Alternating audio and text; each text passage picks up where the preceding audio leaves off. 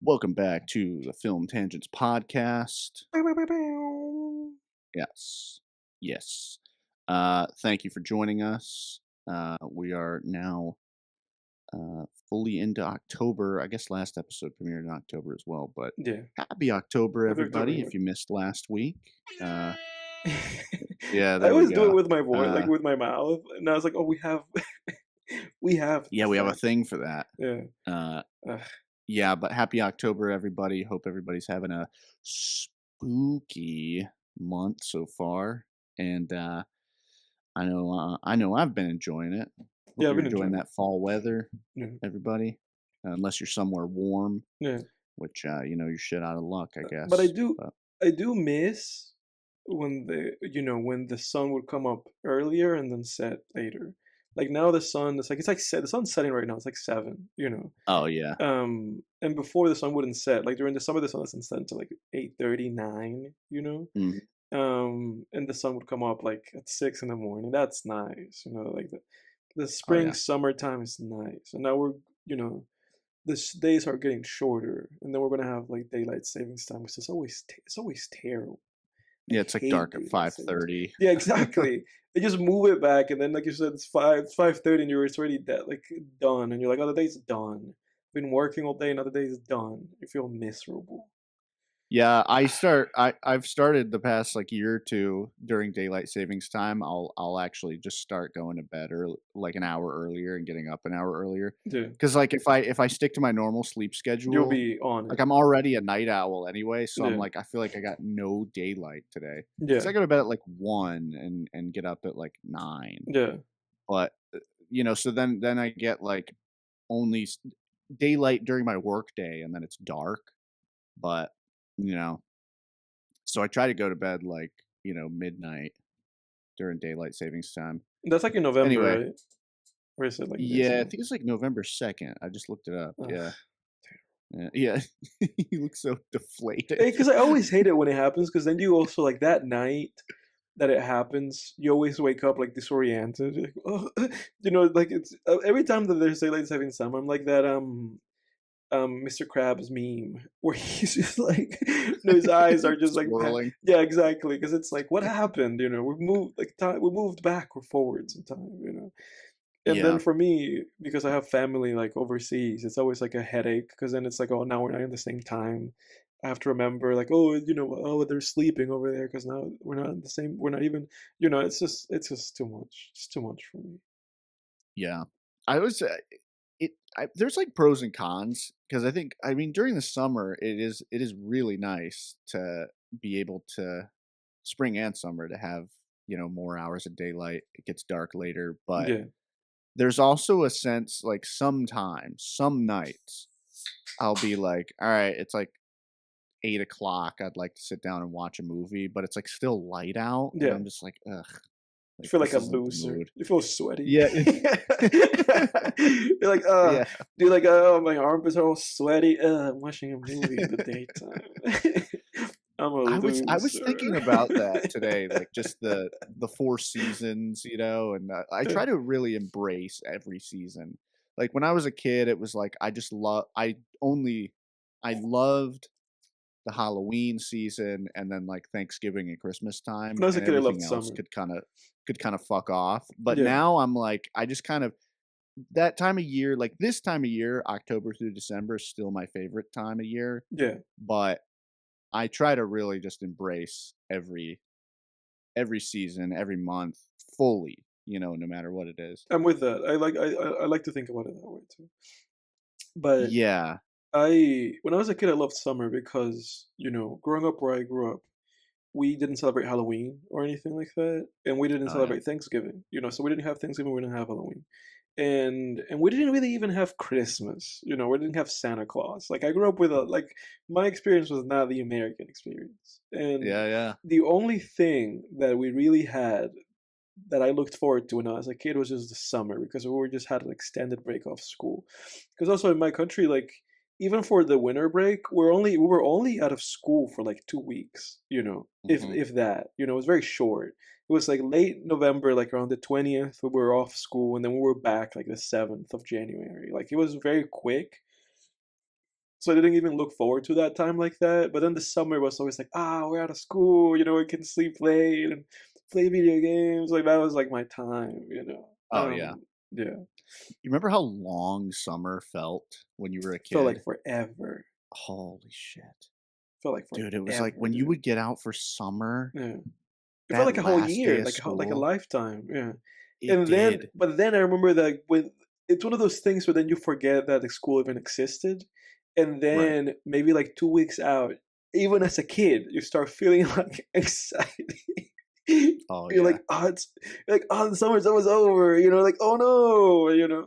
I hated that Oh, at the feeling. end, I thought you were talking about leading into summer. No, Yeah, no, no, no. no. In the end, like when you realize that school's coming back, dude. Ugh, that was Oh, terrible. that feeling of the first day of school was hell. That Yeah. was a nightmare. That was a nightmarish feeling. Like, I don't know Yes. if there's any feeling that actually even compares to that one. Just it's a really specific feeling. Mhm. It's just like back to the dungeons, Yeah, man. yeah. And it's like, You're but like you're summer back in felt survival long, mode, but the dude. school year felt even longer because it Yeah. is It longer, is, and it felt but it felt longer than it infinite. does now, Yeah, it you felt know? Because infinite. oh my god. But it's Oh, funny though I know, it because felt never ending. it's funny though because then you get you get the college experience, right? In which everything felt like it just everything flew by. Like those Yeah. semesters flew by, the summers flew by, everything was flying by like through those college years. Like everything was just Oh, flying. Especially because you have so much free time, like in college. oh, for sure. Yeah. Yeah, I remember yeah, college, I didn't get too much of that back to school feeling, I don't think. There was a little bit of, like, butterflies, but it wasn't like, just that dread I Yeah, got I think you for got in me, the grade only school. that I had that little bit of that feeling in the college years, like maybe the first day or like the first day ish, Yeah. like the first few days, first weekend. Like I feel like I felt that way in college, but funnily enough, like I didn't feel that way again after that. Like, because it was always kind of exciting. Like after that, it was always kind of exciting because it was like, oh, I have these guys that I'm friends with, and it's fun. Oh, yeah. So there was that Yeah. element of that to it, that I never felt. I never necessarily felt that way when I was like in school, like pre-college. Yeah. Yeah, we were lucky in college, we had, like, a good solid group. Yeah. But yeah, no, oh my god, in grade school, I wasn't excited to see anybody going back to school. No. I was like, Here comes I Ethan. Like you just hate all your friends. Like it's like, oh, I don't want to see these guys. Oh, I have to talk to these guys again. This is terrible. I'll never forget just that feeling of, like, walking into a classroom and just seeing who you have the class with and just sometimes just being like, there was the positive end of that where you'd walk in and be like, "Oh, I have a class with these dudes? Okay, this is good." Sometimes you'd know too, because some of them Yeah, were your friends and you'd compare schedules, yeah. but, oh man, sometimes you'd walk in like, I'll never forget my freshman year of high school, I think it was 4 out of my 6 classes or 7 classes? I think we had 7 class periods in high school, and 4 at least 4 of those I had with the biggest, most annoying piece of shit that I've ever met in my entire life, dude. And his The name is whole Larry David. yeah, That's not a real I person. won't say his name. We'll just call him J Yeah. on the but no, that's literally his name. Wait, what? Is That's that dude? literally his name. I gotta cut it You out get to now. cut it out now, dude. I just gave myself work. Um, Oh god. but no, but dude, oh my god, he was so fucking annoying. And I Like went on I my way to went call to him Larry David and everything. yeah, Larry David. No, since it's gonna be cut out, I'll just call him Larry David. No, Yeah. so dude, he was the most annoying motherfucker I've ever met in my life. Just the entire class, he would always just hijack the whole class, calling attention to himself the whole time. Oh, I feel bad for him. Uh, oh yeah, I don't know what his fucking problem was, but If all anybody's doing that class. kind of stuff, I just feel bad for them. Oh yeah. But he was like in the preppy crowd too, so like they all didn't like him either, but he just was in their neighborhood, so they Yeah, it had seems to like deal with his him, I parents guess. probably seems like his parents didn't like me Yeah, probably. No, but I just dude, So imagine that 4 class periods, so 4 hours a day, every day Wanting to from assassinate Larry David. mid-August from mid-August to end of May. I remember getting to, like, November or December and just being like, "Dude, I'm gonna lose my fuck mind. Mhm. I can't take this." Yeah. Like, it was horrific. Those were the horrors. I remember just being like, "Why 4 classes? Why not 2?" Like, it was it was horrific, dude. Mm, It was horrendous. mm. Uh, I didn't feel yeah, that way. freshman I didn't what'd feel you say? that way, like, too much. I felt that way, like, definitely the years that I was part of, like, the US school system, but in my country, Dominican Republic, for those who don't know, they school works differently there, and I like, if I of the 12 years that I was, like, in schooling, I think only, like, 2 of them I did in the US, and those were probably the worst ever. Like, those 2 that I did were the worst ever. But the with years that I did in my own home country, they were pretty nice, because the like, stuff works differently there, and it works in such a way where you're just stuck with the same group of people for the whole class. Like, Oh, yeah. they just shove you in, like, however many of us there were, like, maybe 30 kids, they just shoved you in. If let's say there's, like, let's say in your year there's, like, 200 kids, right? They just divide it just randomly. They just kind of split it up into, like, many, into just, like, different groups of those kids, and they just assign you a classroom, and then they go, like, this is your guys' classroom. Like, this is where you guys exist from the beginning of the bell to the end. And so the student, like, so everybody was just there. So it was And like it's the same as elementary yeah, school, because then the basically. teachers were the ones who switched out, you know. Oh, yeah, you told me this, Yeah, that's we right. wouldn't leave. We would just hang out, and Wow. what that made it was so that, if you hated somebody, they were there the whole day. Yeah, And but also your group of friends were there with you, So that was interesting right. because I had a couple of guys that we were always just hanging out, and then obviously there's guys you don't like or whatever, but at least it's like this little world, and there's no changing it. So Yeah. there was something interesting about that. Also, that we didn't have any extracurriculars. We didn't have, like, carpenting or, like, whatever. So we just had, like, like, math and sciences and history and whatever. And so because of that, our the time for us, like, like a normal day, was just, like, from 8 to 1 p.m. So 1 p.m. we're out. Oh, man, that's great. Yeah. That's how it should be. You can't put, I mean, putting kids in Holding a people school hostage to, from like, 8 4 to p.m. 4, Yeah. dude, That's that was terrible. And I don't torture. believe in that. Like, I don't believe in that. Like, having done it, I don't believe in it. I think that's terrible. I think it should be something Yeah. along the lines of, like, just take the classes you're gonna take, and then maybe you can do some extracurricular stuff. You know, like, if you like sports, spend the rest of the time doing some sports or something. But, like, fuck off. Like, school's Yeah. over. You know. But they just set it up that way in the US because of the 8 to 5, the equally abusive 8 to 5 system at work, where it's like, um, so it's like a daycare basically. Yeah, it I mean, that's what is. school really is, Yeah. I think, it's like a daycare. I mean, yeah, we learn you learn some stuff, you learn things you'll need elementary through middle school. Once you get to high school, you don't need any more of that shit, I don't think. I didn't learn anything useful in high school. Yeah. Neither did I. No, because then they get into, like then it gets into these more advanced topics on the subjects, and it's like, well, I'm not gonna be a historian now. Yeah. But when you're in elementary school, you learn the basic arithmetic, you learn the basic rules of grammar, we all still use all of that. Yes. Middle school to similar. Middle school Yeah. is already, though, still getting into, like, Yeah. specialized territory where it's like, what are we doing Exactly. What are we here? doing? Because it's like, You know? why did we learn any of that stuff? Why did we learn, like, any advanced mathematics? Like, why did we learn any of that? If we're to have gonna have, I've not used any of that once, ever, again. Not once, ever again, dude. It's insane.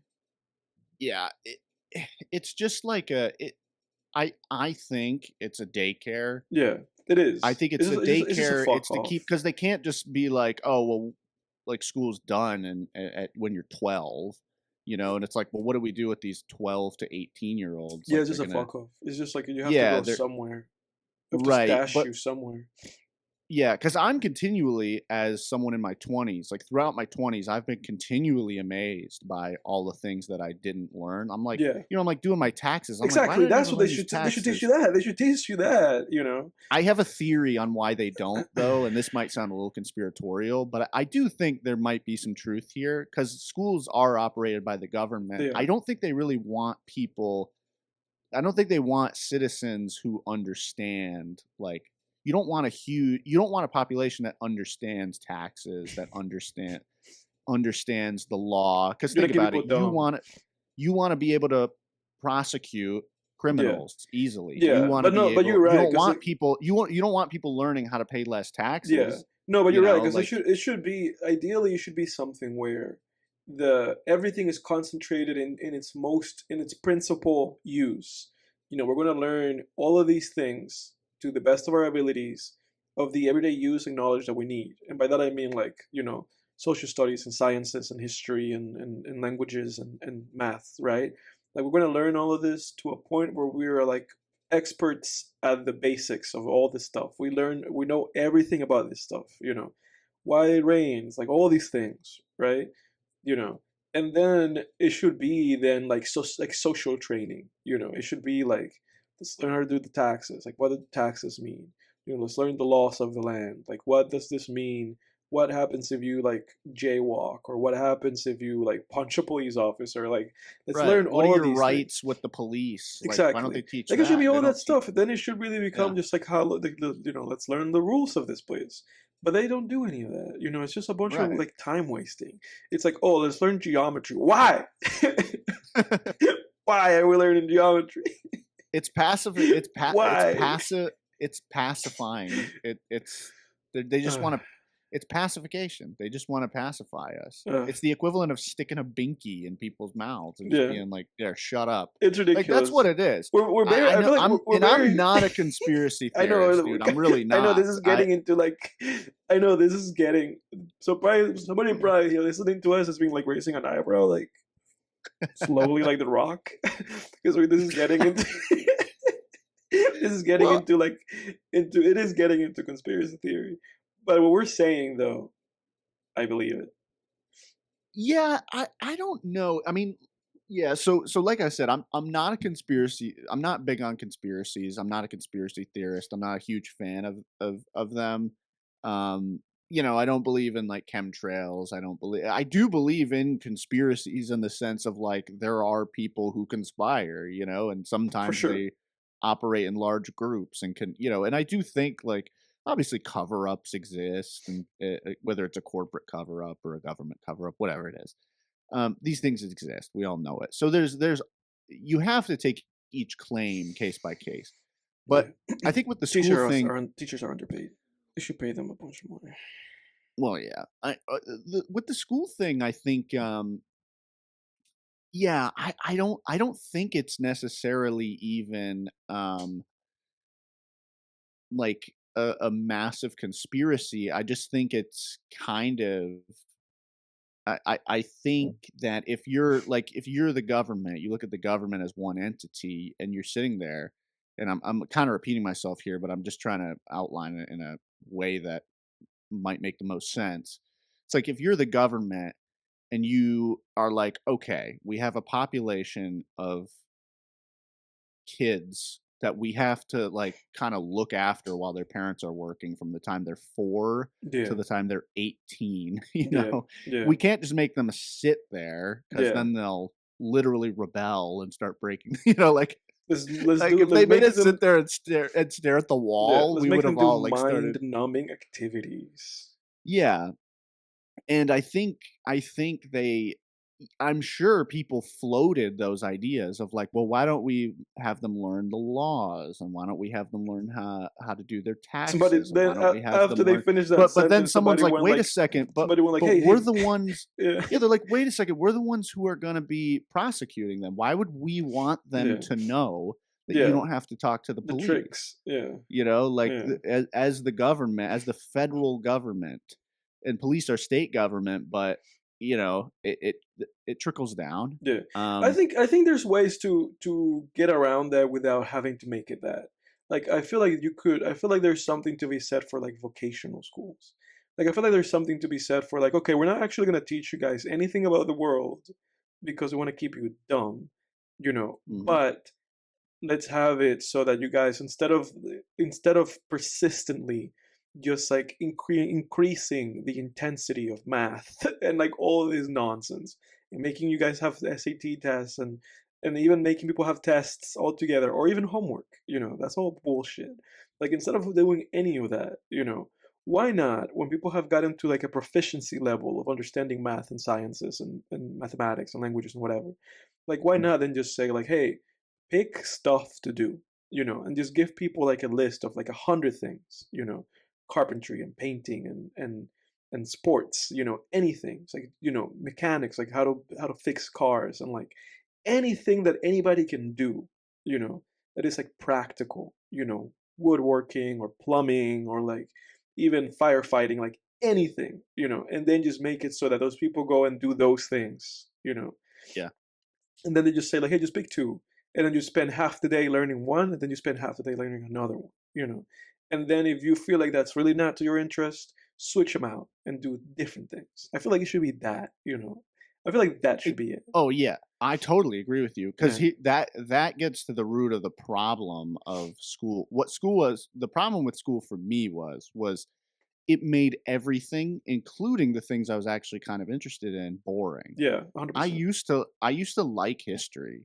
Like, I used to love when I was a kid, I loved history, but then history classes the problem is, like, it doesn't mean I like all history. Maybe 100%. I you know, it's like you're okay, we're starting a unit on the Industrial Revolution. Well, I don't find that interesting. I like Yeah, ancient Egypt. yeah, So and there's no reason to teach one over the other, right. you know? Hmm. It's like because maybe I want to become an Egyptologist, and an Egyptologist doesn't need to know anything about the Industrial Revolution. Hmm. Like they don't, you know, so it's like same with like sciences. I love science, but I'm not interested in all science. Yeah, Like I love, you know, we've heard me talk on this podcast before about like zoology and stuff like that. You know, I'm very interested in animals and taxonomy and how animals are related and what's the closest living relative of the whale. Oh, it's a hippo. That's fucking weird. You know, dinosaurs, shit like that. But then like chemistry, I don't give a shit about chemistry. yeah, Like, you know, it's not that interesting to me. yeah, Whatever. You know, but that's the problem with school is it's like there's a teacher at the front who's like, "No, now we are learning about this. right. You know, this unit's going to be about this." And And it's it's like, like, who well, cares? Yeah, yeah, it's like, well, what if I want to learn about, you know, something else? Well, yeah, that's not the unit we're doing. yeah. And But it's that's the like, thing though, okay, because well, it's I'm bored now, and yeah. I'm gonna fall asleep Right, and that's the thing, in because your I class. do, you know, I agree with the idea of like, ah, who cares? I think I'm not even Yeah. gonna follow that thought that I abandoned. Welcome to film tangents, everybody, where we fix the education Yeah, right. system. That's right. As Two guys who as talk about geniuses. movies on Yeah, a podcast are gonna we just fixed the whole thing. yeah. Funnily Like enough, that I think even us saying this, like, I think the stuff that we've said is already kind of out in the atmosphere. In this country they just are unwilling to do it because there's countries actively that Mhm, that's how they work, you know, mhm, or there's countries like where I'm from where they just say like, hey, we're not going to waste anyone's time, just come learn the stuff and go home by like noon, you know. So there's like, you know, and then you can spend the rest of the day doing whatever the hell you want, you know, go do mm, something, you know. So in my country, parents had to then find things for the kids to do in the afternoon, you know, sports or activities or just clubs and things. So you know, there's countries actively like saying like, "Hey, this school thing doesn't work." You know, it's just this country's like fixated. Like I feel like a lot of the things in this country just are unwilling to change. You Well, know, yeah, because it's a money printing. Our country's like a money making machine yeah, at this point. That's capitalism. all. That's what everything is centered It's around. There's capitalism. no. Yeah.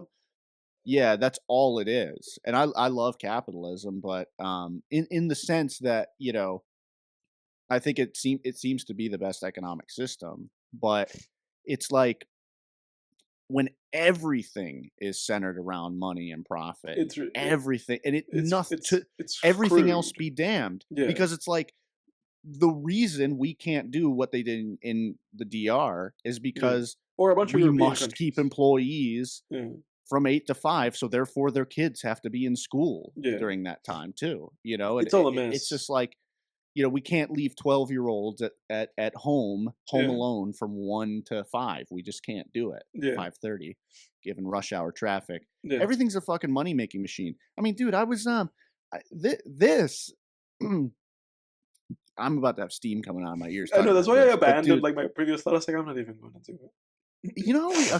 a few weeks ago, or like last month, we were talking about the DMV and like that fucking ridiculous highway tax that I Mhm, had to pay. mhm. I paid the $500 to drive a fucking car in this state. Yeah.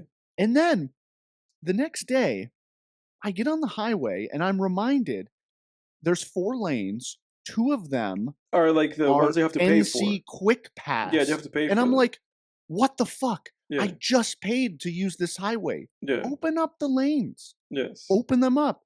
But no, some big fucking Chinese corporation owns like some stake in it so people yes. can pay. It's like, But you can't do that. you know what's You can't do that. no, that should be illegal because then that That's a creates double yeah, tax. no, that should be illegal because it is. And the funny thing is that it creates more like traffic jams because then everybody else is forced to use two lanes, you know. And Right. then because those two lanes get so aggravated with traffic, you know, it just makes it so you think like I should just go into this like quick lane thing because everything else is screwed. But the funny thing is, and I've used those quick lane things. I've used them before. You know, they Yeah. just like mail you the money that you have to pay them if you're not like a subscribed to whatever the hell that is. And it's Yep. funny because it's just a few dollars, you know. It's a few dollars. But if you have thousands and thousands of people using it every day, obviously it just balloons. But what I'm trying to say is if you reflect on the money that you paid as a tax to be able to drive your vehicle, right? It is that money. It is as if you were taking the quick trip thing every day, you know. It's Yeah. like 500 Yeah. bucks a year, you know. But you pay the 500 bucks and they still want you to be like and also do the quick trip thing. But that's I hate every time I see one of those I'm like it really upsets me. Oh, yeah, dude. Dude. It makes me wanna blow my fucking stack, dude. Yeah, it's it's such bullshit. It's Yeah. such horse shit. Where I'm at, it's $10 every time I use that fucking thing. Damn. It's that's why I don't use it, because 'cause I'm No. like, I can't pay, thankfully, I work from home, which, like, at this point, I'm like, what's the alternative, Yeah, it's dude? insane. Like, all this fucking gas money and all Yeah. this We should become politicians. oh god, dude. Dude, that is one thing. Um, I'm gonna abandon the idea of doing, obviously, the movie right off the bat for now. Yeah, we've We're gone on already quite a into it, tangent. but yeah, we're already this is, like, different for this show, but this is No. shit that we gotta get off our chest. I'm never gonna Yeah. apologize for a topic, fuck it. This ain't a politics show. Mm-mm. This isn't even political. This is a citizen. You should be pissed about this, whether Yeah, you're a no, this is not even a Democrat, political thing. This Republican, is really just about like libertarian. citizen Yeah, rights. yeah. The money suck has just It's out of control. it's gotten to the point, yeah, just the money suck. Like, I just feel like there's there's just constantly fingers in my fucking Yes. wallet. Yes. It is so annoying. Like, over the past 6 months, I've done a lot of, like, vacationing, and a lot of it's on me, like, it's personal choices I'm making, but it's like with everything, there's just this money suck, dude. Yes. Like, I gotta get hiking boots because I hiked the Adirondacks a couple weeks ago. It's like, oh, That's another $200, Could have done you it know? barefoot, dude. Yeah, yeah. I smashed my iPhone. Oh, another $300. Oh, you Mhm. cracked your screen, $100. Yeah. It's just like, holy shit, man. Like, um, oh shit, my car didn't come with a spare tire. How much is a spare tire kit? $400. I'm like, the fuck is your problem, Yeah, man? dude. You feel bad. I feel bad for homeless people because it's like, it is just, it's terrible to exist. It's just this, like, it is like a hamster wheel. You're just Yeah. going and going and going and going and going, Oh yeah, and it dude. just becomes insane. But like you said, it's just like everything's constant. You know, Yeah, and I blame capitalism. I think it's a fault of capitalism because I feel like capitalism is something that needs checks and balances. for sure. And it feels like the capitalism at this state in time is just unchecked. It's just Cyberpunk. yeah, it's just rampant. Mhm. And it's bananas to me. It's bananas that it's just rampant the way that it is, and AI and all these like companies and I don't know, man. It's just I struggle with it because it just feels like there's so many entities. There's so many entities with power. Where it's not even governmental, like you said. There's so many like places. There's so many just like rich fucks that just own part of the highway. Or own a thing, or own that thing, or are lobbying that thing. And it's just like people who do not have anyone's best interest are making decisions that affect everybody you know Yeah, and that's what's so insane. I was watching this video the other day about how we avoided as a world, we avoided nuclear destruction. So I was listening to this like story. Often I'm like listening or reading into just like small like history things. Become a little bit of a history buff over the past few years. So I'm slowly becoming a Republican, yeah, yeah. as I the was thinking joke, of the Shea as the Gillis yeah, joke as the too. jokes go. But I've become quite a history buff. So I love listening, just listening to stuff about history. And I was listening to this story about how during the and I'm gonna butcher all of this. I'm not a historian, so forgive me, but I'm gonna try to say this as factually as possible. But obviously, during the whole the inflation of the Cuban Missile Crisis, right? With um, Kennedy, who was president at the time, and the whole situation with Russia and the escalating conflict, right, with the Cold War, right? Just this pending doom of nuclear destruction. I was listening to this story which was about these guys whom were submerged on a submarine like somewhere like around Cuba, and the US like went to, because they knew that they were there, so they went there and they just threw some like submergible whatever like explosions. It's basically to say to those guys like in the submarine, like, hey, we know that you guys are down there, like we know Oh you guys are yeah, down there, come out. That was kind of what yeah. the whole idea was. Like, you guys are down there, and just come out. And the dudes down there had been they had like issues with communication, so they were not able to communicate with like the folks in Russia. So they were kind of just like isolated at the bottom of the ocean. And the only thing that they had been told as part of their mission was like, hey, if you hear like explosions, like if you're excommunicated and you can't hear us, and you hear explosions and things are going around, just press this button and just make it so that these nukes like destroy the US basically. Like, those Oh guys were shit. Yeah, down yeah, there at the bottom of the ocean near Cuba with that sole mission. Like, yeah, if things go crazy and you can't communicate with us, and you think things have gone kaput, blow the whole thing up. They were given that as like a thing. But there were three guys in command. It was like the captain, and then two other guys. They had to make the decision, and they had to make a unanimous decision that that was what they're going to do. So the U.S. sends those explosions, basically being like, "Hey, come out," and those guys are like, "Well, we can't communicate with Russia. We don't. We're isolated." And the captain goes like, "Let's blow the whole thing up." You know? And then the other guy in command, let's say the vice captain, he goes like, "Let's blow the whole thing up." But then there was another guy, there was a guy in the boat that was like, "No, let's not do that." He was like, "Let's Yeah. just come up and let's see what's going on." So one guy out of those three guys, and I think that one guy was like a social scientist or something, sociologist, whatever. And that was the one guy. He was like, "I don't want to do it. We shouldn't do it. We don't know what's going on. Let's just come out." And then they came out and they captured them, and then they gave them back to the Russians. And obviously we live in the world today where there was no nuclear explosions. Funnily enough, I think that was like one of the instances in the history of the planet that we've come the closest to kind of this mutual devastation that could have happened if those guys pressed that button and they launched those nukes. Yeah. Right. But Right. the funny thing is that those guys then went back to Russia and they were deemed losers. Everybody hated them. Like they did the right thing. That one guy did the right Right. thing, but they all were seen as like a bunch of like losers. Like they failed. That's how they saw it at the time. Like, oh, you guys failed the country. We should have done this. Wow. But funnily enough, many years later, and this is why I've had this thought in my head.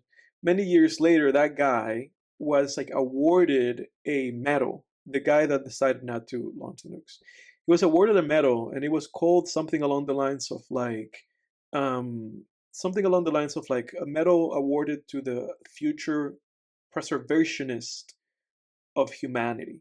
Basically saying like this guy committed something that retroactively we understand as having saved the human race. So they awarded him a medal. He's passed away. He passed away like 20 years ago. But they awarded him a medal, like a peace medal, like an honor.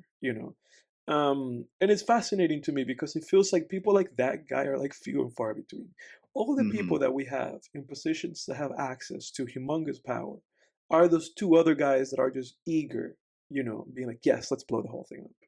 Yeah. That's what it Yeah. Yeah. feels like. It just feels like all these guys that are in these positions are just spineless, like twats. Just like, just Yeah. like with no one's best interest in mind, man. Um, yeah, that's it. Yeah.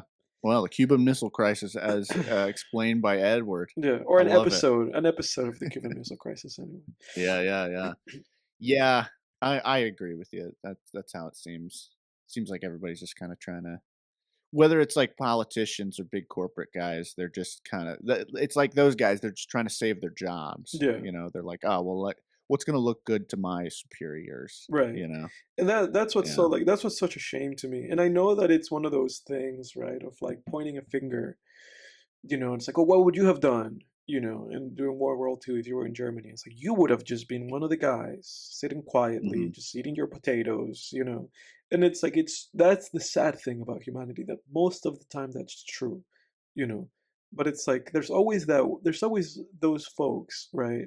Like that one dude, there's always those people, few and far between as they may be, you know. I guess we have to hope Yeah. for them. But Yeah. but Well, all and these losers, it's all these losers, man. well, that's the interesting part about, like, if you want to look at, I guess, the system or whatever. It's people talk about it like they call it the matrix or whatever, and I that's the wrong way to look at it, because Right. it's like the weirdest part about, like, say, a corporation, like these evil corporations. It's like there's not really a guy at the top who's just like maniacally laughing. No, It's not like and it's not, a corporation isn't an entity in and of itself. It's just this thing that's made up of it's an organism. individual Yeah, people. yeah, for It sure. really is, and it's just like all these different people, and the whole system is like that, where it's just like different people making these decisions mostly out of self-interest, Right. So when you get like this whole thing of like the opioid crisis, Hmm. it's like, were there a few key players in that? Yeah, Yeah, but it was a collection of people who were like, "Oh, hey, this okay, doing this might be in myself and my best interest, yeah. We're oh, like let me do that." amoebas, Whether dude. it was a Human beings are like doctor. amoebas. Like they're just like, Yeah. you know. Well, because I've thought of that before, like, with whatever it is, like, let's say like NR people who work for like the NRA, Yeah, right? It's like, whether or not you think there should be like a ban on assault weapons or whatever, that's one thing. But let's just say it was. Let's just say that was a good thing, right?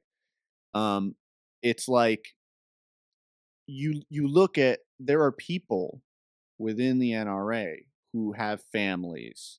They have a lifestyle that they're used to. yeah, And they have taxes, they got bills, they have college educations to pay. yeah, And it's like the most of those people aren't just going to be like, well, guess it's time to pack up and find another industry and start my life yeah, over. Like I've known people who are like, "Oh, I'm a salesperson for a tobacco company," and it's just like, yeah. "Oh, well, it's like It a is what it bad is. industry," but Yeah, it's like, "Hey, if that's your way in, yeah, I can't really yeah, like what can I say?" And that's the problem too. We've talked before about like wages and how it's like wages just aren't matching up these days with how much shit costs. right. It's like I have to pay $400 for a spare tire kit, but I make X amount of money. It's like something's not adding up here. Like this is kind of ridiculous, Yeah, and how it's interesting. a lot of people work these corporate jobs and aren't even making a living wage. Yeah, Like I would even disagree with people who are like, yeah, I mean, you shouldn't be able to make a living wage at like McDonald's or Starbucks or whatever. It's yeah, like, that's a whole other argument, but yeah, fine, but there are people who work corporate jobs that aren't making a living wage, and it's like yes. there's a problem. But the point I was gonna make is the reason those wages don't aren't going up is because in all of these companies, there's somebody whose fucking their livelihood is on the line Yeah, if the company's profits don't keep rising and yeah, rising and and rising. that's Like, the hey, James, why are we down 20% month yeah, over month? What's going on? exactly. But And that's James has bills to pay. Like that's just what it is. So yeah, it's this fucked situation, right. and it's like it's so weird because it's like it's become this fucking organism Yes. that almost no one's like benefiting from, No, but and by the way, I don't want to be sound like this is loser speak. Like, yeah, get if you're an individual, get ahead in life. Don't yes. bitch about this stuff. It doesn't help to bitch. You're Yeah. not going to change policy, but I think it is interesting to examine. But go Yes. ahead. No, 100%. And I guess to maybe just to I guess put my last thoughts out on this whole subject. That it is you're 100% right about that. And again, I really blame the fact there's really no checks and balances to our society and how these things are functioning. Because everything, like you said, everything like these margins keep rising. It's like, oh, if we made 110, it's gonna be a failure if we make 110 again. We have to make 120, So Yeah. that to me is just so stupid. But again, that's just like a byproduct of just capitalism. But regardless, I guess like my final point in this is that it feels like in the 2010s we entered almost like a period of cynicism, when it comes to specifically media. And I feel like Rick and Morty is like emblematic of this, just to bring media back into this. Oh yeah, Um, yeah. because I feel like the main thing with Rick and Morty is that it was a very cynical show, Um, and when you think about the media that was happening a lot of the time, all of it is like meta and self-aware and like postmodern, and usually postmodern is just a fucking synonym of cynical, when you think about things like Deadpool, or when you think about things like, again, Rick and Morty, or when you think about anything that was popular or in vogue at the time. So I find that interesting, and the reason why I say this is because um, James Gunn made Superman, and I've not seen that movie. And other people have said a lot of things about that movie. I haven't seen it, and I haven't read anything anybody said. But I did read one thing that James Gunn said about Superman, and it was that he said that he wanted to bring back the idea of a hero again, because he felt like we had been stuck with anti-heroes for a long time, and it's true. We had anti-heroes became the thing that was in vogue. Every show had an anti-hero. and every movie had an anti-hero, and every hero was an anti-hero, Oh and yeah. we had left behind guys like Sam Raimi's Spider-Man. We left that guy behind. Mm. Um, They say yeah, that but hero could I save us. find it interesting how things change, because it's true that it feels now more than ever, it feels like it is a good time for just giving people like an image of what an actual good person is. Yeah, yeah, um, that's the end of my thing. yeah. Yeah, No, I like that. I like James Gunn's philosophy on that. yeah. Sounds nice. And it's funny, like coming from him, that he obviously, I mean, he made Suicide Squad and um Guardians of the Galaxy, which are Guardians, all yeah. anti-hero movies. So it's interesting Mhm. that he's like, let's enough of that, and I think it is enough of that. I think it's like time for just rehashing those old kind of more conventional stories about you know what good people do in bad situations. Yeah. Yeah, No, I agree with that. Yeah. Well, thanks for indulging us, yeah, everybody, on right. that rant. Thanks for coming to Um, our soapbox, our film tangent soapbox. Hope it's not yeah, wasn't too much or yeah, anything. yeah. To kind of contradict what I've been saying, Yeah, though, I will say that on an individual level, I think that you should not bitch about this stuff, and you just need to figure out how to get ahead. yeah, Because I never want to put forth that image of the person who just sits around bitching about it and is yeah. like, "Oh, it's all Reagan's fault. It's Reagan's fault, and we can't pay for Trickle shit," down and blah blah. economics. Yeah, Yeah, I mean, don't get me wrong, it is scary, like the whole, you know, there's, you know, it's very scary, like for people, I'm sure living from paycheck to paycheck, um, you know, but it's also like we have the cards we're dealt, yeah, you know? Our but generation our generation has a lot of good there's a yeah, lot of good things too yeah, that can be taken advantage of as well, but yeah, for sure. I it's also like, think I also yeah, think it is. you can't sit around bitching about this stuff. Like, you can't really change systems, you just Yeah, have to kinda figure out how to operate in it. yeah. I do think it's positive to have these kind of conversations. You know, Oh, yeah, for sure. like Yeah, you said, like definitely. not like you said, like it's one of those things where it's like that all of your time or most of your time you should spend it, like you said, trying to figure Yeah. out how to get ahead. But I think conversations like this are positive because um we can't be fatalists. We have to believe somehow, some way that we can fix things. And by we I mean we, because it's always like you can't push the I feel like things get bad because everybody just pushes the envelope down to the next guy and then the next guy and then the next guy and then the next guy. So I think it's positive to be conscientious, because if you're in a position where you can make positive, meaningful change, then you should. That's my thought about that. Yeah. Although most people are not, Yeah. obviously. Yeah, for sure. Yeah, for sure. I mean, if you're a politician or something, or if you're, have some kind of influence, then yeah, I would. Um, Trump's favorite podcast is Film Tangents. Film yeah, yeah, Tangents. yeah, It's not Meet Rogan's podcast. It's Film Tangents. He's like, yeah, those yeah, Film Tangents guys, they haven't figured it out. They really yeah. do. We have to make all these change. We have to make all these changes. I was listening to Film Tangents the other day. They made some really good Can points. you imagine, dude? Wouldn't that be I'm just gonna bananas? base my presidency on everything they said. Yeah. First, first, first thing we're gonna do the the NC Quick Pass is a Gone. total Yeah. disaster. I said it from the beginning. I said it back in 2016. It was a total disaster. Needs to, Biden brought it back, and yeah, we're gonna get rid of it. gonna get rid of it. Excuse me. Excuse me. Excuse me. Excuse me. That'd be awesome. Yeah, Yeah. I know, That would right? be awesome. But Yeah, again, that's what I'm trying to say though, because it feels like a lot of people, you know, funny that I mentioned like somebody like Rogan. It feels like those are the kind of people that should do better. You know, those people should do better. yeah, yeah, yeah. I agree with that. Yeah, I would say, like, for the masses though, like on an individual level, I really think people got to get less involved in political For discussions sure. online and everything, because most people really aren't.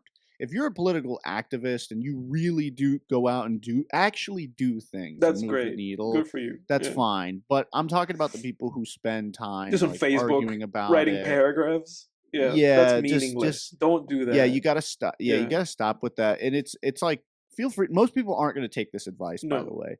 No.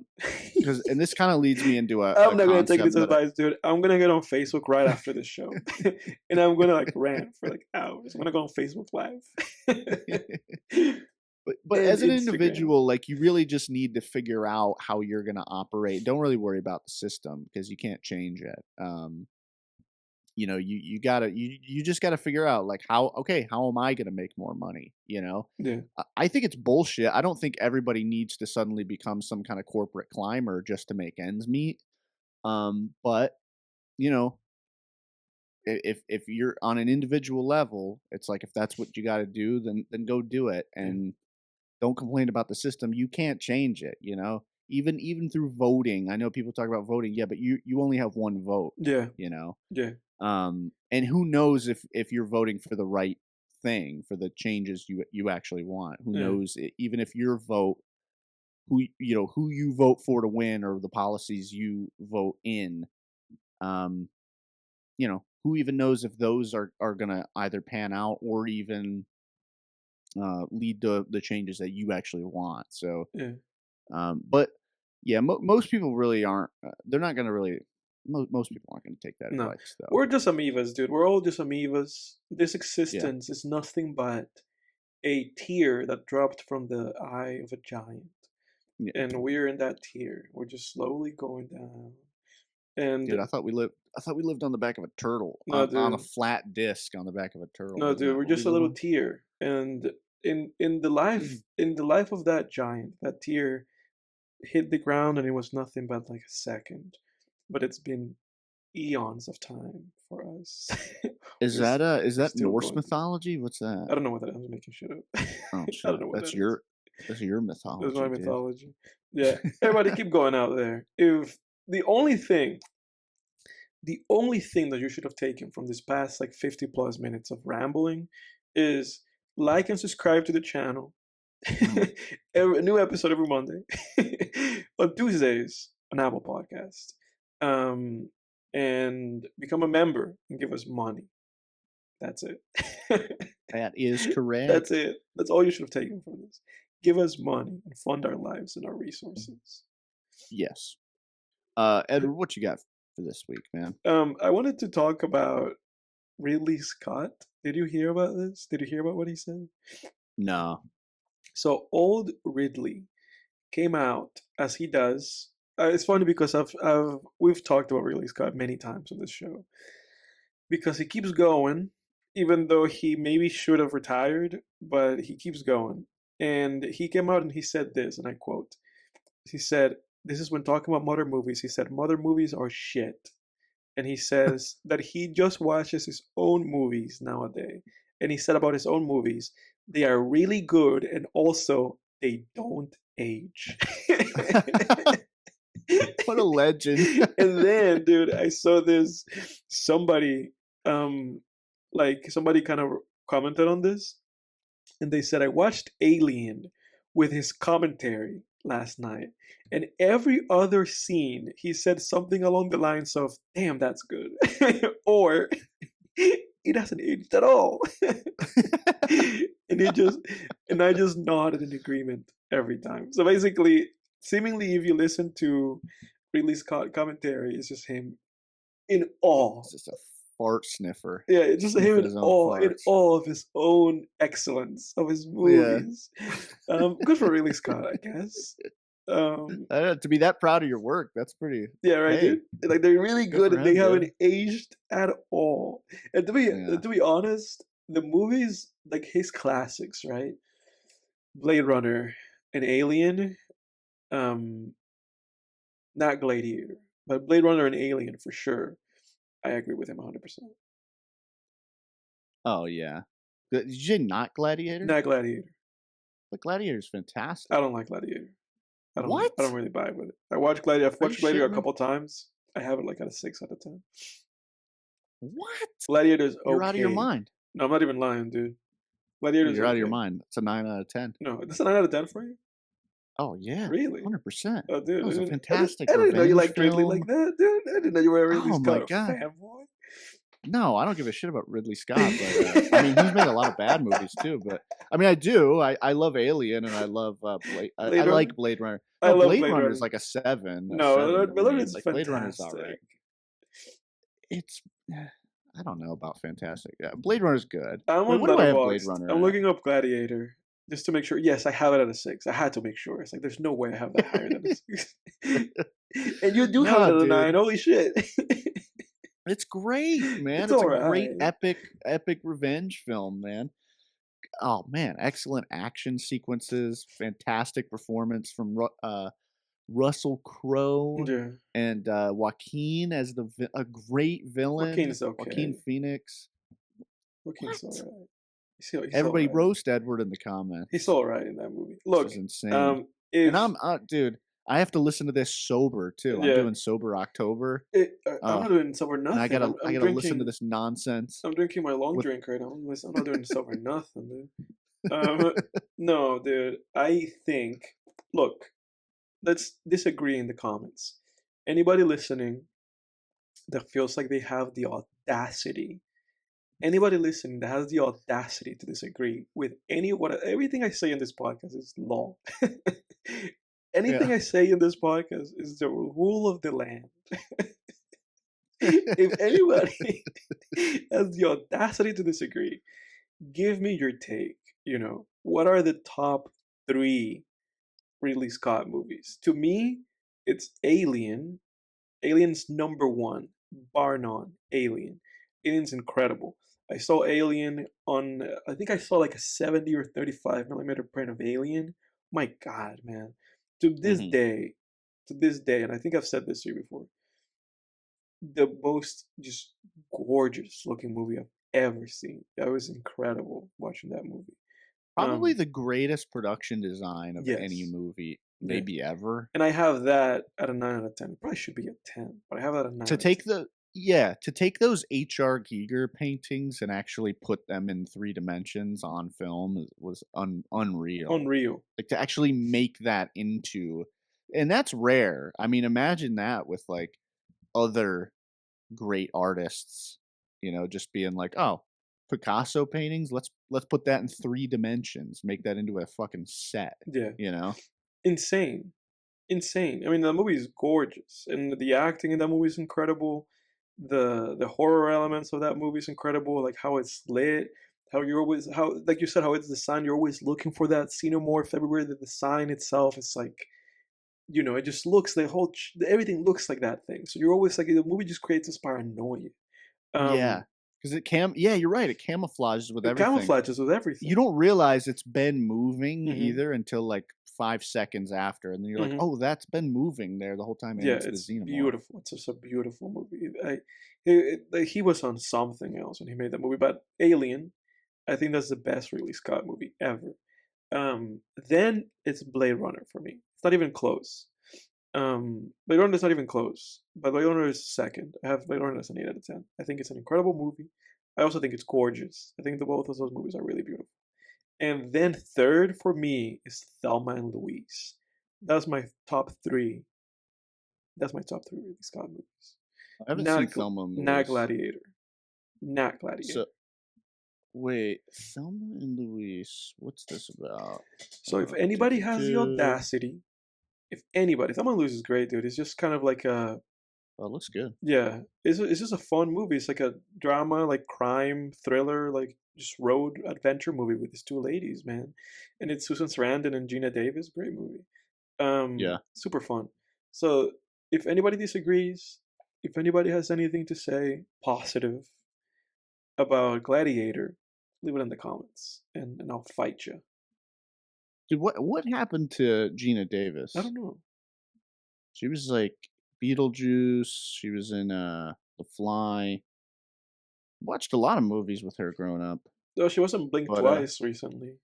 oh, Stuart Little. Stuart Yeah, Little. Stuart Little, that's right. I don't know. I lo I love that, there's a One of my favorite, like, Family Guy cutaways is, where, I don't know what the setup is. The setup is something to the effect of, like, Prometheus is pretty good. Peter not understanding movies, and then it cuts to him, like, and Lois sleeping in bed, and he wakes up and he goes, "I got it. Stuart means mouse." And Lois is like, "No, Peter," and he goes, "Little means mouse?" He's just like, "No again." That's so funny. Um, but back to Ridley Scott. Yeah. Okay, I need to see Thelma and Louise in that case. Yeah, you should watch it. It's a Yeah, good I movie. just added that to my watch list. This is what I love about being a film buff or a reader or whatever it might Yeah. be. You know, it's like there's just always shit to discover, dude. You know? Yeah. Like I would hate can you imagine how tragic it would be if you were like went to your watch list and you were like, "Oh, everything's gone. Like I watched it all." Yeah. But there's no way. It'll never happen. No, it's It'll infinite. never happen. It's It's infinite. infinite. Yeah. It really is a wonderful I just wanted to throw that out there real quick Yeah. because 'cause I'm, like, looking at this and I'm like, "Oh, shit, what I've never even I've heard of it, but Yeah. it's like I never considered watching it, and Yeah, it wasn't on my it's a really watch good movie. list." It's a really good Yeah. movie. Yeah. I don't know, man. I just thought Gladiator was kind of insufferable. Like like it was good, but it was like Edward, are you not entertained, I wasn't. dude? I was like Are you mildly not well, I entertained? was mildly entertained because I gave it a 6. I don't think it's a bad movie or anything. I just thought that it was just kind of like, whatever. Like it was alright. Ridley Scott, he's made some boring He's movies made some too, boring movies. like American Gangster. Yeah, that's Dare I say boring. it? Yeah. It's a little No, boring. it's It's boring. good. Yeah. Denzel's It great, but sounds it's kinda great. boring. Yeah, no, it's boring, and the highlight of that movie is when he shoots that guy in the middle of the street, you know? Right. I have American Idris Gangster and Elba. Letterboxd at a 5 out of 10. Yeah, That's that's my about right. that's how I feel about that movie. It's super long. It's like over, like, 2.5 hours. It's long as heck, man. Yeah, it is.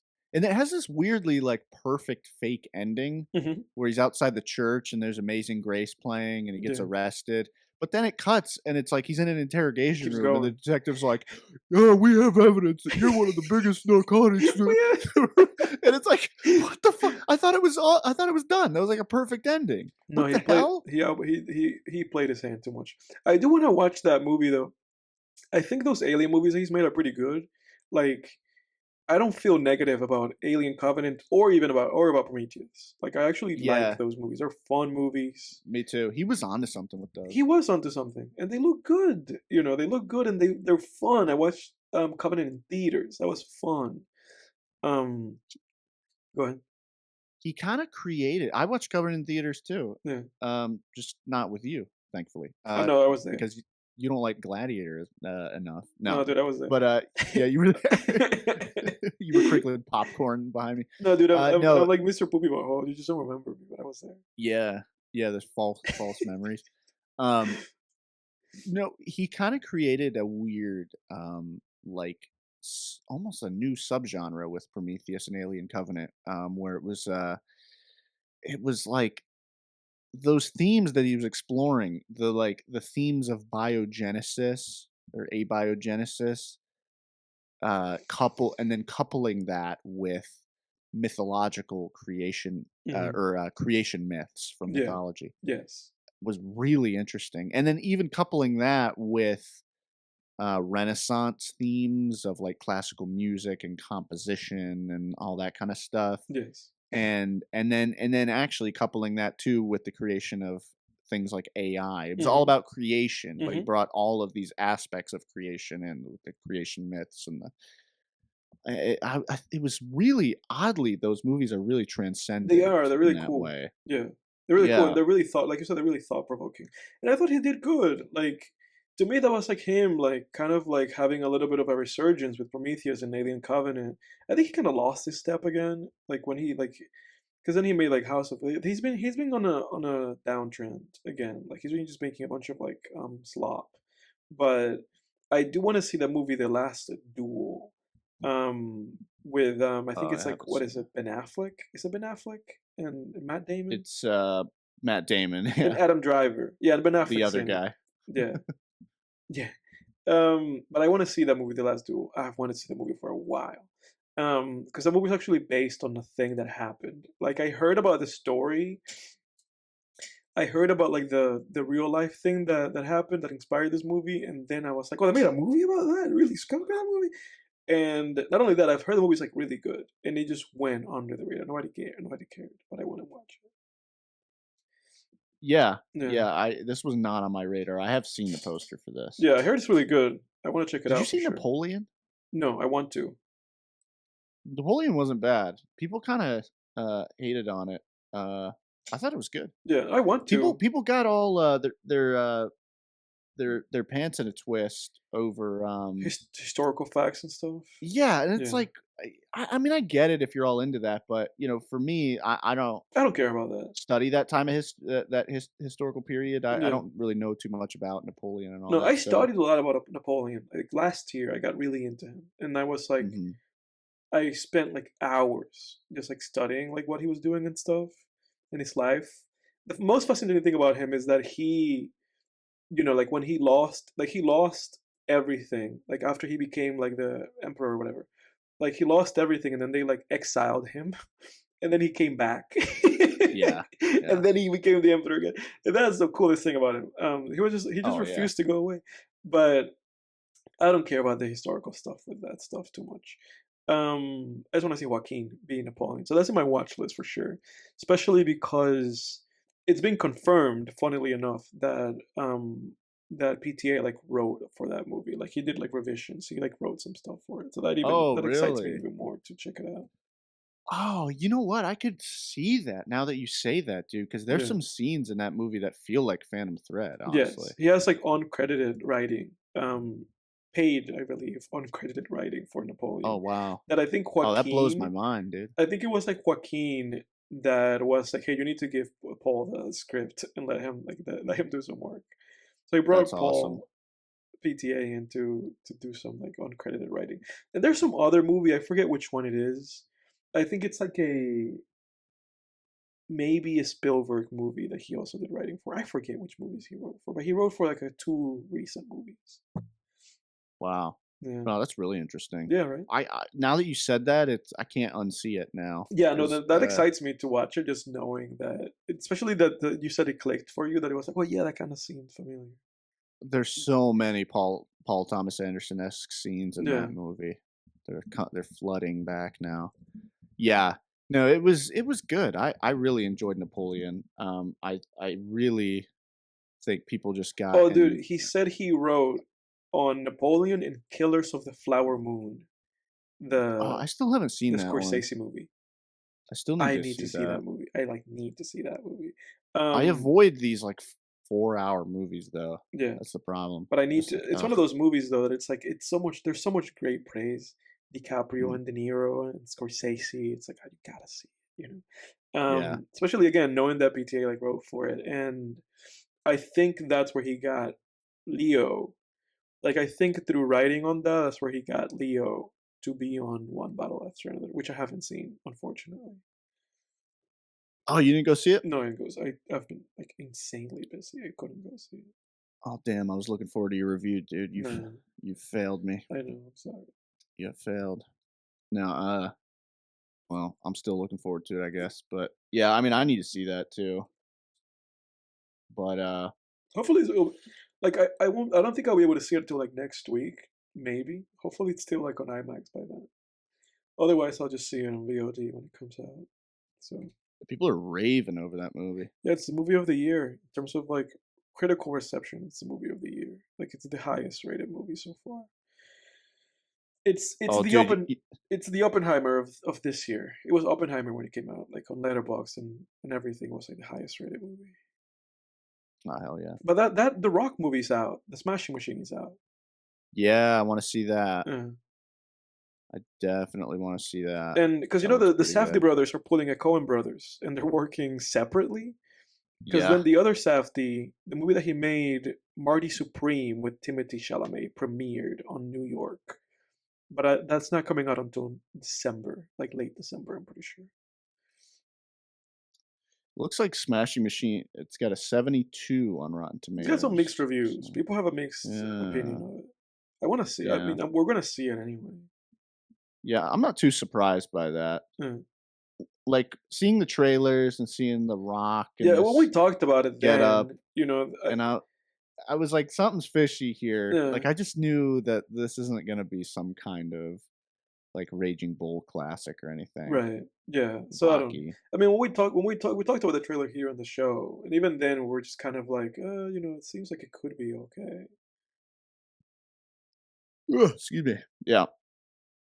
Oh, you know what's a really bad, Ridley Scott movie, dude, is, I'll tell you, Robin Hood. I haven't seen Robin Hood, but Oh my you know god. what I've seen? I've seen The Counselor from 2013. Oh god, that sounds really boring. It's funny because the letterbox rating for the movie is a 2.7. I gave that movie half a star. It's one of my one-star movies. Like it's one of those. Like I hate it. Damn. Like it was just terrible. Damn. It has a 34% Rotten Tomato and it has a 5.4 IMDb. And the review on Rotten Tomato just says, let me see.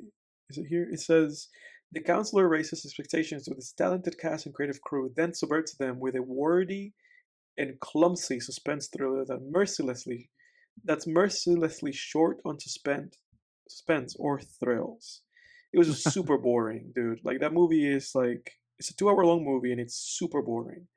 Mhm. Um Lang has it at a 7, and I think he says that it's underrated. He said We just jump anyway. scared him, by the uh, way, with his name. So say what? We Oh, just jump scared oh him with yeah, his yeah, yeah. name. That's right. He said that. So I mean, Lang has the counselor at a 7, which seeing that he has it at a 7 makes me maybe want to rewatch it. But that movie was atrocious.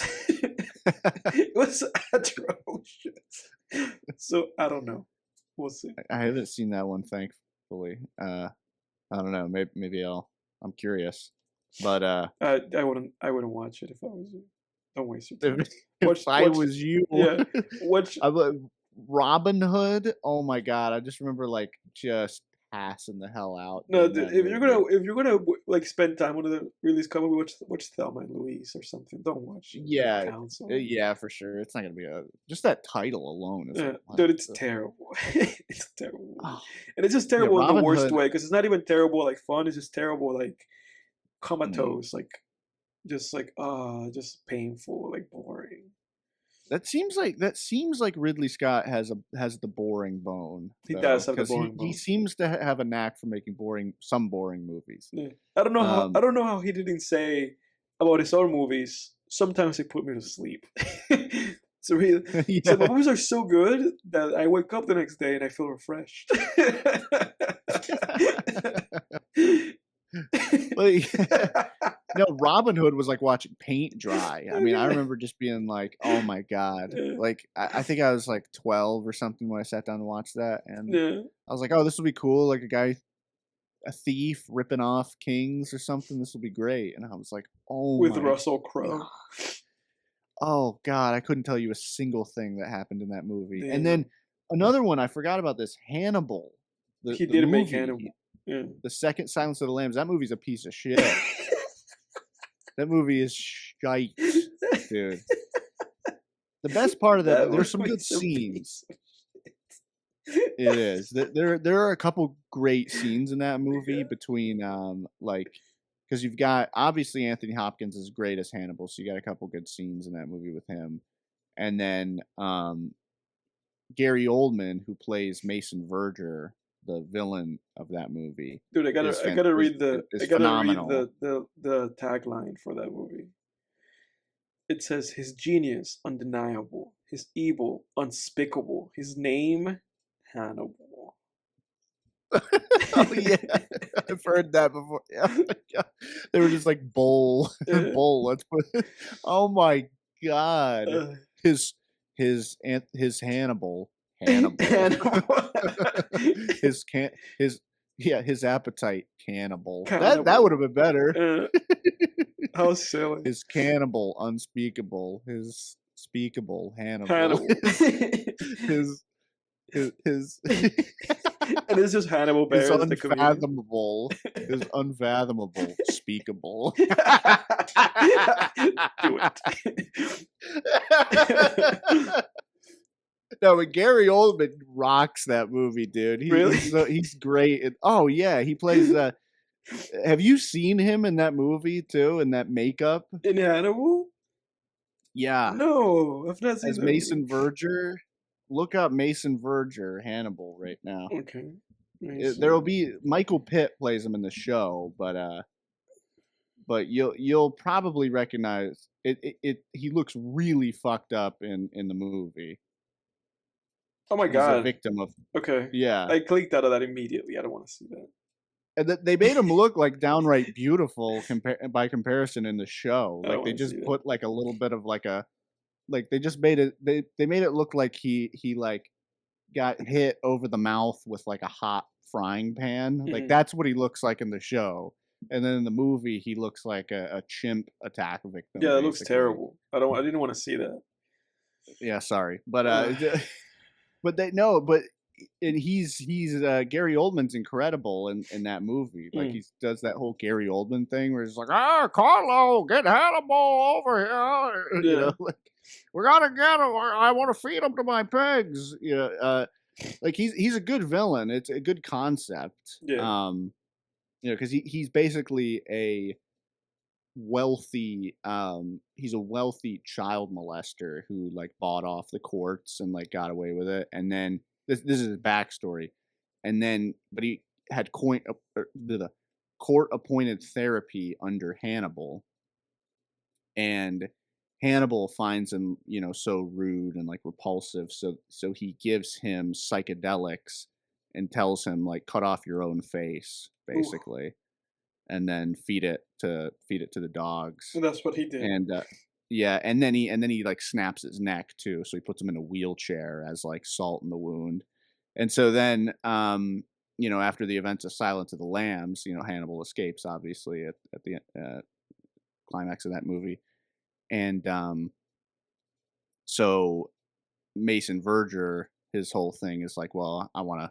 I'm gonna He get puts him. like a bounty on him, basically, Mm. and like Starling gets caught up in the middle of it. It's a good concept, but in the book, I've read the book. The book is really well written too, but the ending is fucking weird. Yeah. It just went too far. Hmm. And then the movie has like a different ending, but it's equally just like what. Um, and the movie's just bad. Like the movie is so boring. It's so boring. Yeah, it really has a Like because boring, they well, yeah, like the movie. It's weird because the movie is like almost 2.5 hours long, and they took out things from the book. They took out a whole character. They took out a character from the book that's not there, and then they took out multiple like subplots, and it's still 2.5 hours and boring. And I'm like, why didn't you just put those in there? You're like treading water the whole movie. yeah. Why didn't you just keep those elements from the book? I don't know. Um, anyway, it's a movie from 2001. Who cares? I But wonder why the director of Silence of the Lambs didn't go back. Jonathan Demme. I wonder why he didn't make that one. Probably saw the writing on the wall. It's like this looks like shit. yeah, that's what I heard. Like, I've heard conflicting reports because like people have asked Jodie Foster because Jodie Foster doesn't return as Clarice. She's Julianne Moore. recast. Yeah, which was a great recasting. Like Hmm. Julianne Moore plays it really well. Hmm.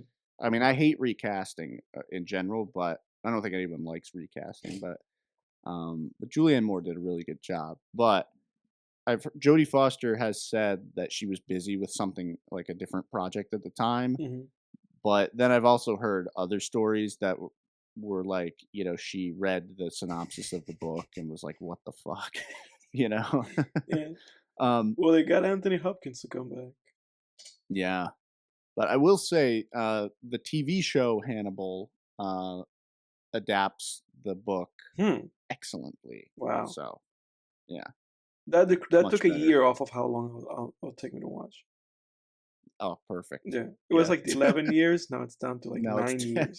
No, it's 9 because a year has passed. Yeah, you got Michael Pitt as Mason Verger in the That show. doesn't do anything for me. Yeah, Mm. yeah.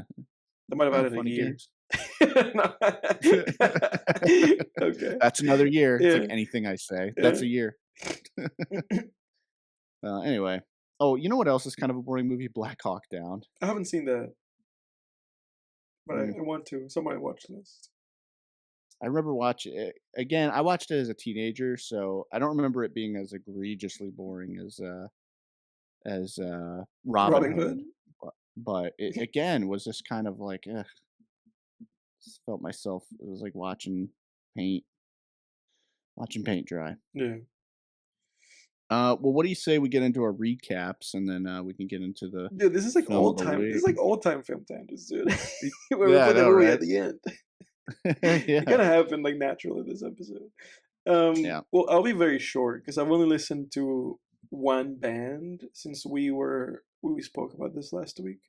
I've been listening to a band that I actually really like a lot. I've been listening to the Mountain Goats. Um, and it for a long time it wasn't even a band. For a long time it was just like the guy.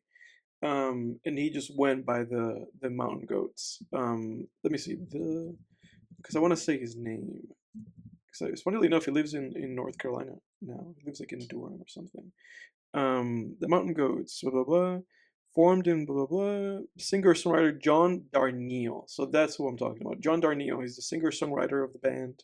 And the Mountain Goats is really, for the most part, what I would say just a singer songwriter group.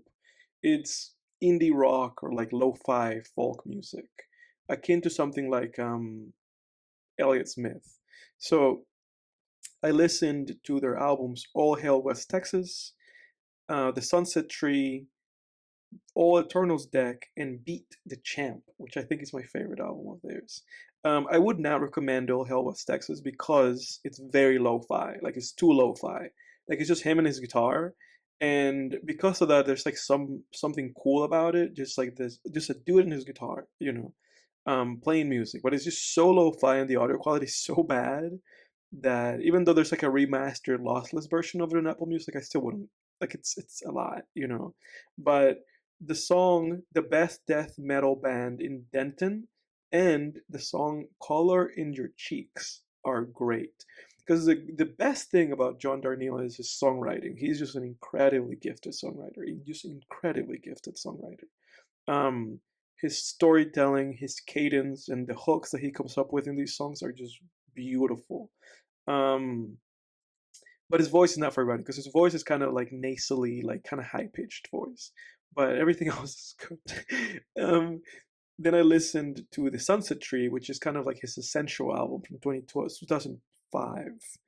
Um, and I would recommend from this album the songs This Year, the song Up the Wolves, and the song Love, Love, Love, and also a song for Dennis Brown. I like those songs a lot. Again, this is really if you like singer-songwriter, kind of folk, alternative rock music. This is if you like those, this is for you. Especially if you like somebody like Elliott Smith, this is for you.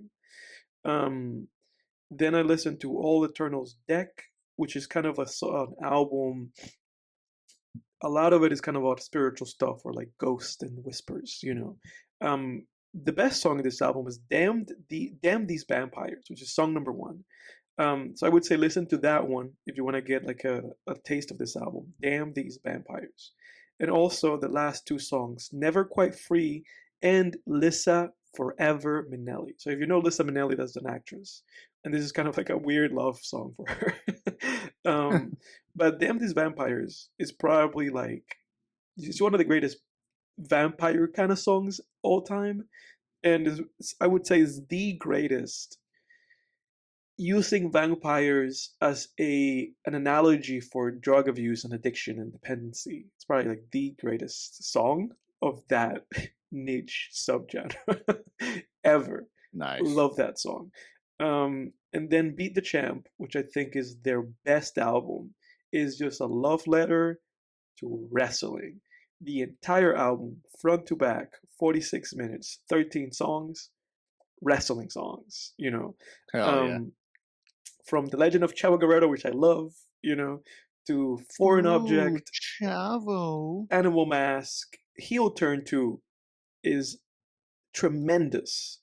And also the Ballad of Bull Ramos and Hair Match. I love them. If you're gonna listen to anything from this album, for me to try to sell you on it, listen to either The Legend of Chavo Guerrero, Foreign Object, or Heel Turn. Heel Turn is beautiful, especially because the writing element of the song lasts 3 minutes. It's like a 6 minute song, but he sings for 3 minutes, and it's really just a beautiful song about like this person who's also a wrestler, but this person, dealing with trying to be a good person, but also this urge of just wanting to turn heel, but it's all portrayed in a very kind of like melancholic way. And the last 3 minutes of the song is just a piano solo, and it's beautiful. I love all the albums that I mentioned, specific, but especially Beat the Champ and All Eternals Deck. I love them. Um, I only know about the Mountain Goats. They're not very popular. I only know about them because I watched the show Moral Oral, and they Oh, featured a few of their songs. Um, dude, that's Moral Oral is the shit. but that's how I know about the the Mountain Goats, because they were featured, and I was like, holy shit! Like the song that they used, like struck me so hard. I was like, I have to listen to these guys. Um, Yeah. and then finally, other than the Mountain Goats, I listened to Mount Eerie, which is a project by the same guy that made that it's like the name of the musical project for Phil Elverum, which is the same guy that had the band The Microphones, that made the album The Glow with that elephant. So it's very, Like that. yeah, so it's just alternative rock, folk, singer-songwriter music. Basically like a lot of what the Mountain Goats do, not the same sound, but in the same vein of singer-songwriter, like alternative rock music. I listened to their album A Crow Looked at Me. 11 songs, 42 minutes. I don't recommend it. Like, don't listen to it. I wouldn't recommend it. It's actually like incredible. Like, it's really good. I wouldn't recommend it because it's just gonna put you in a super negative headspace. Mm. Because the whole thing is about how the guy lost his wife. How his wife passed away because of like diseases. And Oof. it's rough to listen to that album, dude. It's terribly rough. I wouldn't listen to it. I don't recommend it. That's it. That's my recap.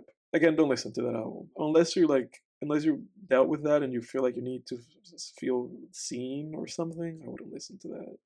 Yeah. Yeah, Yeah. that's my Yeah, recap. it doesn't sound like anything I'm gonna be diving into No, I mean anytime again, soon. it's beautiful, and the thing about Phil Urban is that he's again like John Darnielle, his songwriting is just pitch perfect, But a guy as gifted as a songwriter as that guy, to be writing songs about loss and having and becoming basically a single parent to like a newborn child, it's terrible listening to that stuff. But Yeah. yeah, Oof. Dude, I watched a couple episodes of Moral Oral, I think like a year ago maybe. yeah, I remember great it was show. like, oh my I god, watched it the was the whole thing with best my decision. brother like 10 years ago.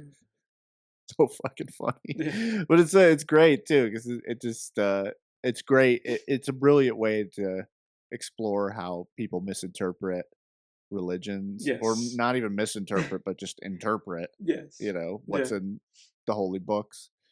Uh yeah, that shit was hilarious. The one where he starts resuscitating resurrecting dead people out of the cemetery. Yeah. The thing about that show is that uh it gets super dark. That's why they canceled it, because it I stops heard being that. funny. It stops being funny. It just Yeah, becomes isn't it like by really season 2 serious. it just becomes like a fever dream Yeah, it basically? becomes It's super like, serious. Like it's not even a fever dream. It just becomes like really like rough. They stop making wow. jokes. They just go like enough jokes. you know. Yeah. Yeah, it's kind of that's tough because it's kind of like a it's a bait and switch, you know? Yeah, they really do it. They got canceled. Um, alright, well, for me, I finished Inside Man, the Spike Lee movie, when I Oh, had a spare, like, half hour. oh, don't spoil me. I Yeah, do it's want to watch that. I want to watch that. yeah, yeah, I won't spoil. It's not.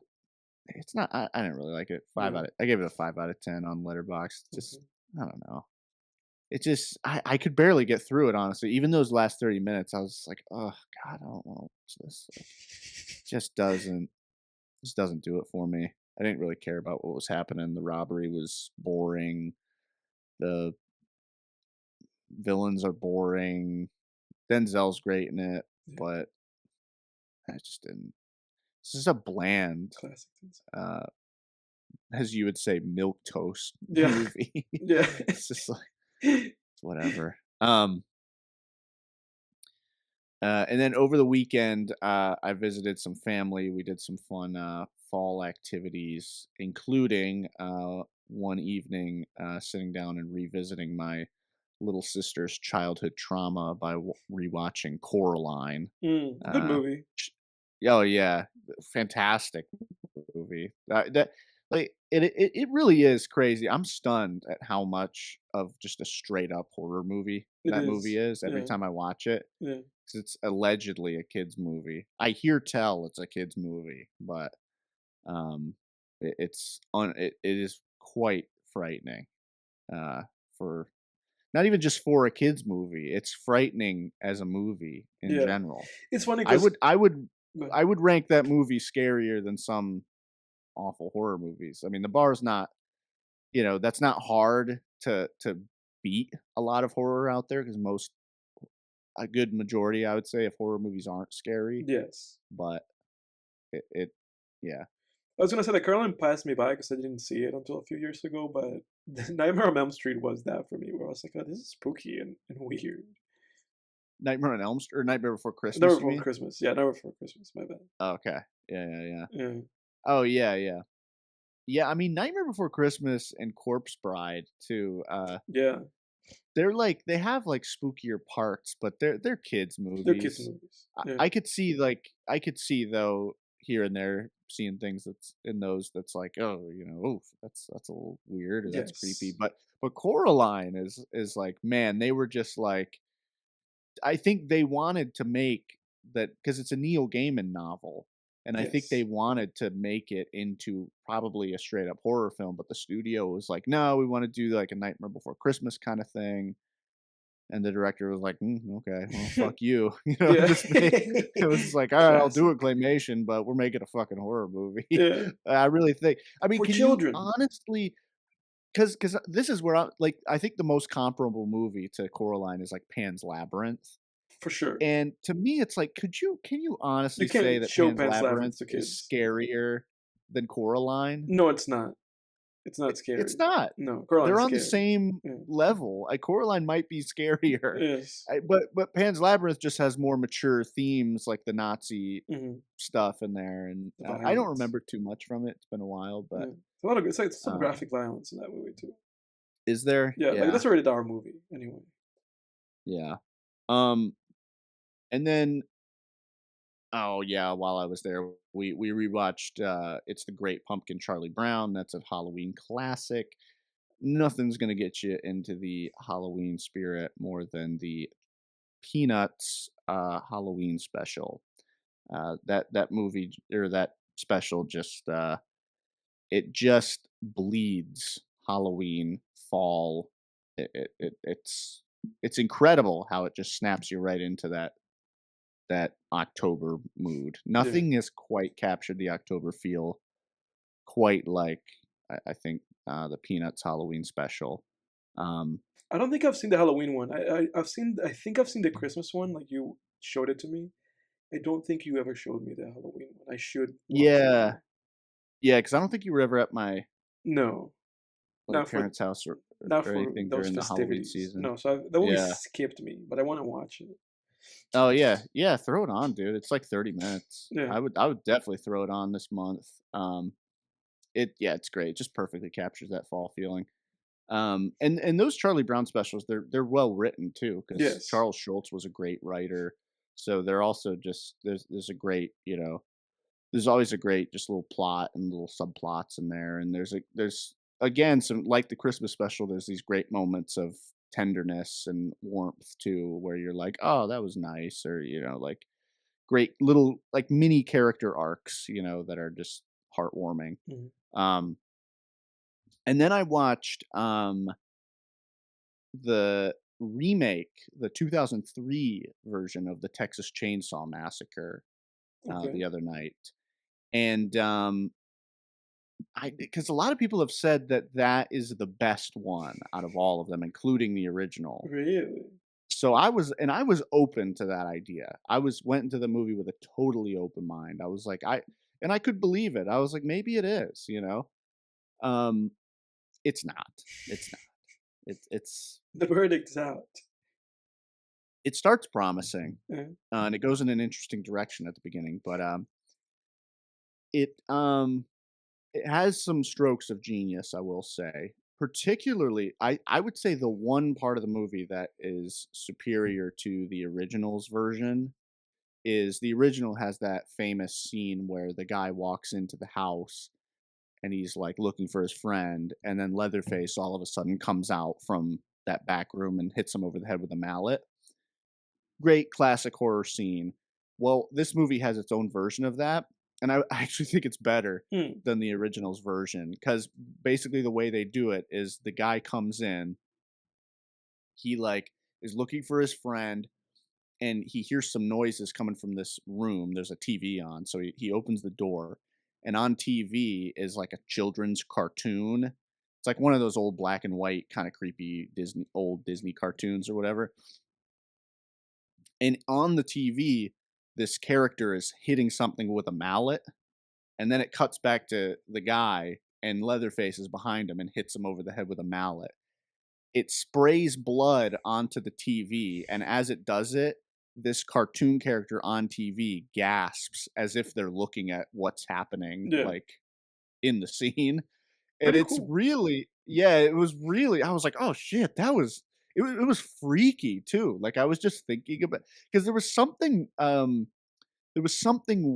unsettling and uncanny about having a cartoon character in a children's cartoon react to something seemingly react to something incredibly violent Mhm.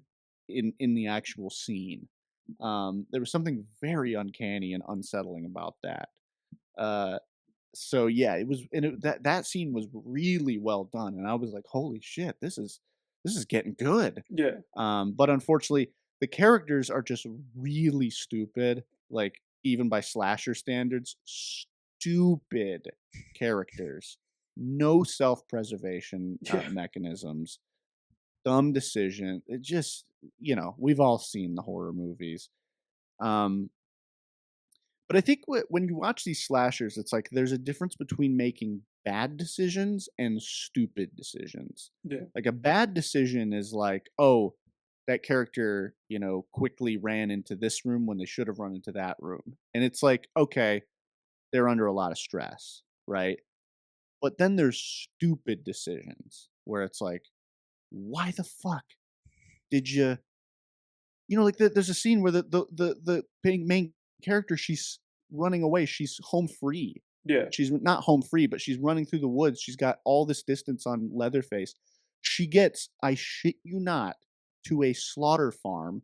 She goes inside to hide To hide. in a slaughterhouse. Yeah. She goes into that little maze that they put the cows through and runs through it and then goes into the barn. I'm Yes. like, "What the fuck are you doing? Just keep running through the woods." Eh, but yeah, it's not a good movie. It's not good. It makes me wanna check it It's out though that you average. said that that scene was pretty good. Like, at least to watch that. I don't know. It makes me wanna check it out. Yeah. Check that scene out. The scene is really well done. Yeah. Yeah, that was the high point. And there's also this side villain, like a sheriff, and I remember I saw, like, comments before where people were saying, like, "Oh, this sheriff, that he was a great villain, he was even scarier than Leatherface in this movie." And I was watching it and I was like, "No, he's not. This is a dumb character." Yeah. The sheriff in that movie sucked. He's like he's not scary. Yeah. And I've seen like 10 ways within the span of 2 minutes that these dumb ass characters could have thwarted him. Um, anyway. Yeah. And then, because of all my traveling and vacationing and partying and whatnot over the past few months, I'm a little behind in my reading challenge. So I've just been reading a couple novellas to sort of Stack up pad the the num numbers. yeah, to Yeah. pad I'm padding the numbers, Yeah. so I'm reading some novellas. Yeah. So I read, there's an author, named Nathan Ballingrud, where uh he's got a lot of novellas and short stories and stuff out there. And then one of his stories was made into a movie starring, Army Hammer, I believe, and Dakota Johnson. Um, but he has a couple novellas that I read. One that I've read before called The Atlas of Hell. I think I even talked about it on the show a couple years ago, but it's basically like this Southern Gothic thing, where this guy who like has dealings with the occult and stuff. He's tasked by a mob boss basically to go and retrieve a supposed atlas of hell. And there's all these interesting concepts, such as people who don like these sort of almost like astronaut suits. So they put like this big metal box over their head to actually go and explore hell without being influenced by it. And there's really cool concepts and stuff. It's a cool novella. Yeah. I will say it has an abrupt ending where it's like, is that it? And I even Googled like, because I'm like, because it's in a short story collection by him that I own, and I'm like, did he only include a preview of it in his short story collection? But no, it's the whole thing. Yeah. And I desperately need a follow up because it just kind of ends and it's like it feels like a cliffhanger. And it's like where I feel like where Jesse Pinkman, yo, where's the other half, bitch? Yeah. But He just decided and to then I stop. He was like, "That's enough. Enough yeah, it was writing." like what? Yeah, I was like, what the hell, dude? Great story. Um, Unfortunately, I can't say the same about his other novella that I read, The Crypt of the Moon Spider. Um, so Nathan Ballingrud, he has really great ideas. I really love how he writes horror. He's very Clive Barker influenced, the guy who created Hellraiser, which is my favorite horror story, book, movie ever. I adore Hellraiser, and Clive Barker definitely was a huge influence on Nathan Ballingrud. I really like Nathan Ballingrud's style. I like a lot of his ideas, and I read one of his novels, or his I think it's his only novel so far, called The Strange last year, and it was a DNF, a did not finished for me. I couldn't finish it. I just what I got halfway through, and I was just like, I can't. This isn't really just not grabbing me. But a lot of really interesting concepts. And then the same with the Crypt of the Moon Spider. I did finish it because it was just a novella, but it basically it takes an interesting concept where it's like a retro futuristic thing where it takes place in the 1920s, but people are flying spaceships to the moon and there's a civilization on the moon and stuff. So it's again retro futurism.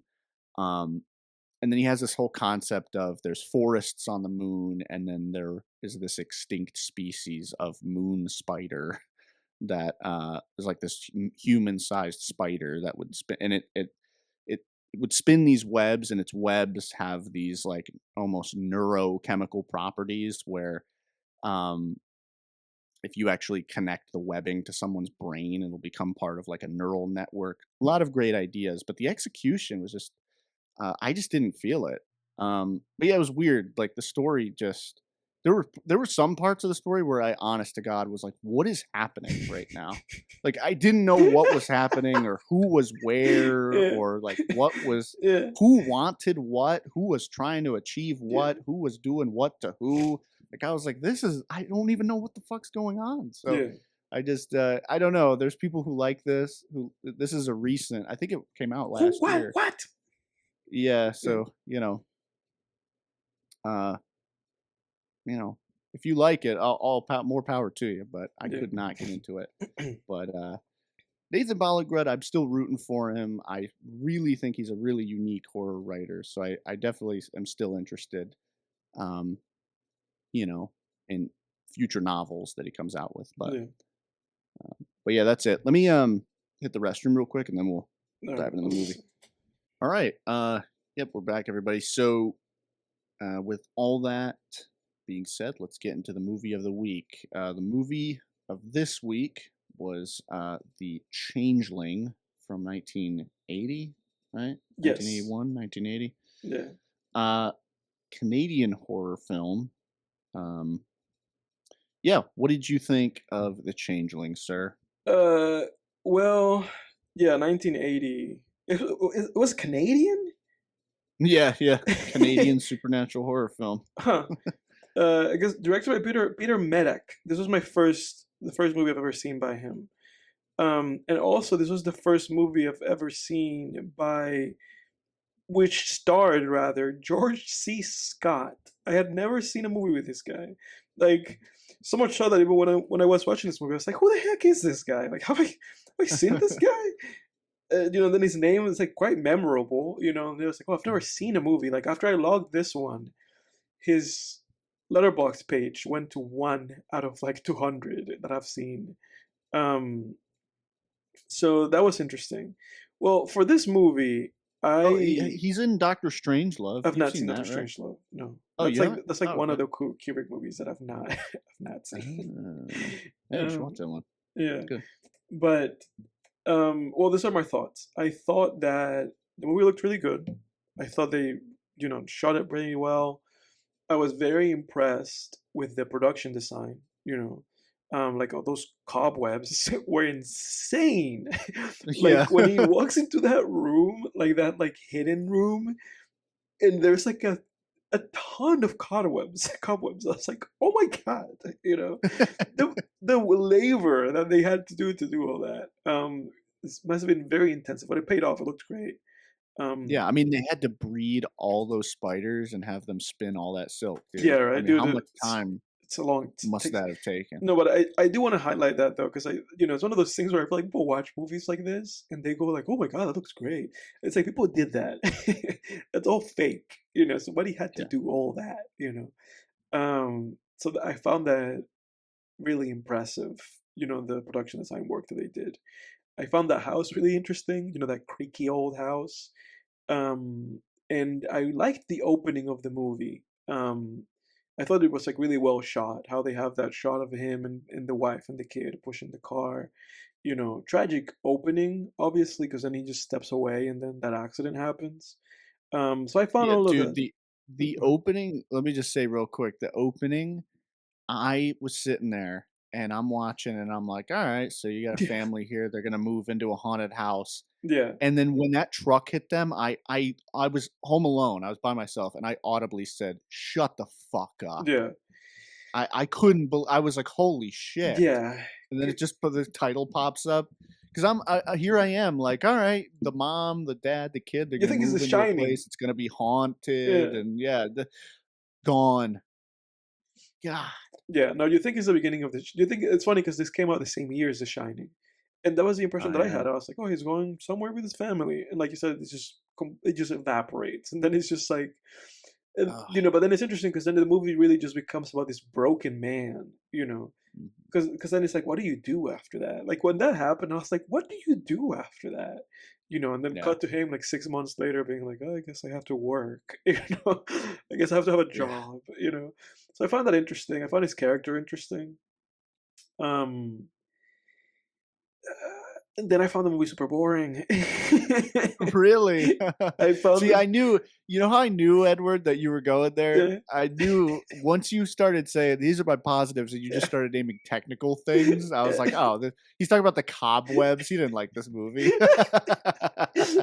I knew it, dude. But that, it's like again, like I thought it looked pretty. There were some pretty shots. The cobwebs in the production design, again, they were good.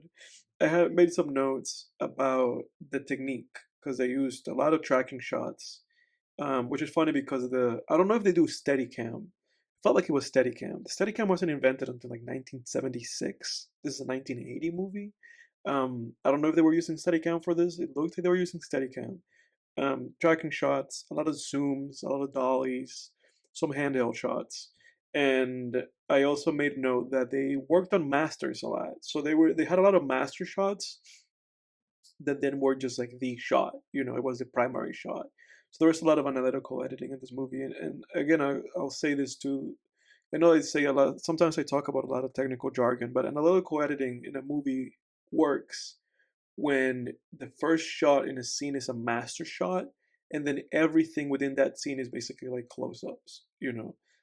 So there's a lot of analytical editing in this movie. A lot of scenes started with masters, and sometimes you would cut to something else. So I found that interesting. There was stuff for me to eat. I was going, it's like I was enjoying this movie in those ways, in the technical ways. But yeah, dude, I don't even think I have a lot to say about this movie. This movie was just boring as hell. Really? It was just Yeah. like, it was just like it started, and I was like, okay, he's in the house, but then I was like, why is he in this house? Like I was like, this house is ginormous. Uh-huh. And I was like, okay, whatever, he's in the house, I accept it. Um, The mystery didn't compel you? no, I didn't Because find the that's what movie. kept me going. I didn't I find the found movie I was like, scary. Like I didn't find it scary. "Really?" No, I didn't find this movie like scary at all whatsoever. Like I watched this at night and then I went ooh, ooh, then I went to sleep. Yeah, like I just had like I actually like slept really well. Like I woke up today feeling really like pretty refreshed. I was ready to go. But yeah, dude, I didn't find the movie scary. I didn't care for this movie. I just found it long and boring. And then like an hour in, they show I wrote now that the mystery's out because they show that the kid's father drowned him. I wrote now they are trying to get to know how it was hidden. So they were trying to get like to know like okay how did this happen, like if this kid was drowned with his father, and then there's this guy, this rich guy that owns the house, like what happened, you know? So then I wrote, how and why did they burn the house? That was at the end. That was like a technical question that I asked. I didn't actually search that because they burned that house at the end of the You mean movie. this the production Yeah, crew? the production crew. I was like, how did they do that? I need to like watch some kind of behind the scenes because I was like, oh my god, this house is on fire. Yeah. Yeah, Literally. yeah. And then they literally burned the house. So it must have been that the house was like condemned. Like it must have been that the house was supposed to be destroyed. They were probably going to build something else in that property, and they probably got the rights to shoot just before that happened, and they made the destruction of the house be incorporated into the shoot. But even then, I was very impressed. Yeah. Um, but dude, they revealed that like an hour in. There's like a 2 hour long movie. It's like an hour and 45 minutes. They revealed that how the kid went down an hour in, and then after that, I was just checked out. I was like, I don't care anymore.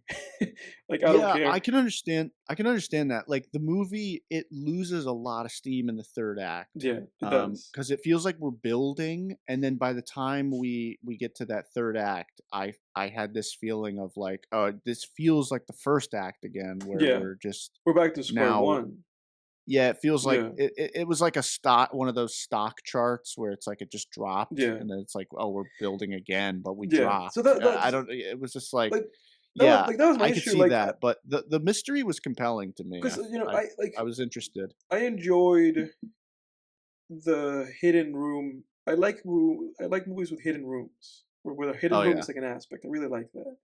I I love how did that's too. like an element of Rose. Secret passages Yeah, and exactly. houses. I love how that's Yeah. an element of like Rosemary's Baby. This reminded me of that. How she then finds that there's a door that leads from her house to the neighbor's house. Oof. Yeah. Oh my god, when that happens in that movie. Um, Oh god, I know. but with this movie, he finds that room, and nothing comes from that. Like he's just like he kind of digs a little bit into the mystery. I don't, dude, I again, it's just like, and then after watching this movie, I watched this movie a couple days ago. All that I've been doing every now and then to make myself laugh, I've been going like, "Father, father, father, father," because that's all the kids, that's all they play is a little voice going like, "Father, father." So, You've been driving your girl crazy so probably. I've just been just because dude, I don't have anything positive to say. It's like I liked and this was before they revealed the mystery, like right before. I liked like the scene with when they're trying to make contact with him, and that lady's scribbling on the paper, and she has like that. There's like that old man that keeps like lifting her arm and giving her a new paper. I liked Yeah. that, that was fun. I liked how they shot that, But again, like after that, he played it back, and he heard the voice in the recording. I didn't care for that, and then he like fainted, and and then they revealed the mystery. It was like, oh, the metal and the boy, and after that happened, like after we got to that point in the movie, and then he was just basically trying to bring peace to the boy. I could not care less about this movie. I could not, dude. I was just like, please end. Like, I could not wait for this movie to end. I could not wait for this movie to end. I don't have anything positive to say. I'll give this to you. Like, what did you see in this movie? I didn't even find the mystery compelling. I didn't care. What did you? What do you think? Ooh, Rick. Oh, geez, Rick. What do Yeah. you No. have, Rick? What do you have? Yeah. um. No. I mean, this movie was. It didn't really meet my expectations necessarily, but Dude, you put my expectations too high. You were saying that it was like scary and stuff. yeah, Damn, people dude. because I've heard people say this movie's great, it's scary, it's terrifying. Yeah. Um, I will say there were some parts that freaked me out for sure. I mean, you know, um, the Do part where he tell. hears the voice on the tape, and then you have that like steady cam shot that goes through the house. Yeah. That part jarred me. Um, uh, what other? There were a couple other parts that freaked me out, but now see they must not have been that good because I can't even really remember them now. I don't know. Um, Yeah, I didn't wanna take notes during this movie because I just wanted to sit in the dark, watch it by myself, try to get scared. Yeah. I did get creeped I will say I did get creeped out during a few scenes, legitimately creeped out. Yeah. Them digging under that house and that well, that was creepy. That was I really creepy. something to say. I did try not to take notes. Like I went into this movie like that, and then that's Yeah. the only thing that I could do to just keep myself interested. That honestly. Yeah, there were some other expectations that I had came while watching the movie. So I thought that it was gonna have more to do with his dead wife and daughter. So I thought there was gonna be something in there, especially when there was kind of that weird red herring that goes nowhere, where it was like they are reading in the newspaper, the old archive newspaper about the girl who was hit by a car or something like that. Hmm. And Hmm. that goes Yeah, it goes nowhere. Then they're nowhere. like, "Oh, it's actually a little boy that was murdered in Yeah, the because house." they asked the boy if it was if like, are you the girl? And he was like, Right. no, father, no. So he's like, oh no, he's not the girl. It's somebody else. Yeah. Yeah, so I thought they were gonna Father, bring father, something father. I thought they were gonna bring in something, more so to do with his dead wife and daughter's spirits, and I started thinking about, like, what is the Changeling title? What does that mean? And I thought it was gonna be some entity that was, like, I don't know, shape-shifting or, like, That's what I shifting thought. into his Yeah. daughter's That dude, spirit or that's then exactly or what I thought. something. Yeah, and he was like, "Oh no, it was Yeah, just that the orphanage made this guy. They changed him out, and they were like, actually, that kid's not dead. He's him, right. so that he could inherit it." And I was like, "Okay," but it's like at that point, the movie just became like a mystery, like a silly mystery movie, you know? It was very similar to The Ring. I wonder if The Ring took, inspiration from this movie because The Ring is really similar in that there's a ghost kid. Hmm. There's this whole mystery of, like, why was this How did it kid killed happen? and all Yeah, this, and then there's the well, yeah. obviously. I wonder if there's some influence there. I wouldn't be Unrest, yeah, surprised. unrestful spirits. Yeah, that for sure. Maybe. It really hit me with the well. Yeah, Like, when they were climbing down into the well and they found the dead kid, I'm like, yeah. "Oh, shit, this is like The Ring." Hmm. Anyway, yeah, so I was yeah, that kind of but then when I realized that this was just gonna have nothing to do with his dead wife and daughter, I was kinda disappointed. I thought they were gonna tie that in more, um, but it turned out to just be sort of like a character arc thing, like, "Oh, he lost a daughter, but now he's gonna help this, little kid ghost," and it was like, "Alright, yeah." Um, but There yeah, is I found it I something to found feed into what you said. There is a an article on a page called Bloody Disgusting that is just titled "The Striking Similarities Between the 1980s Changeling and The Ring." So this has been yeah. observed, funnily enough, and there's also a Reddit post where people are talking about that.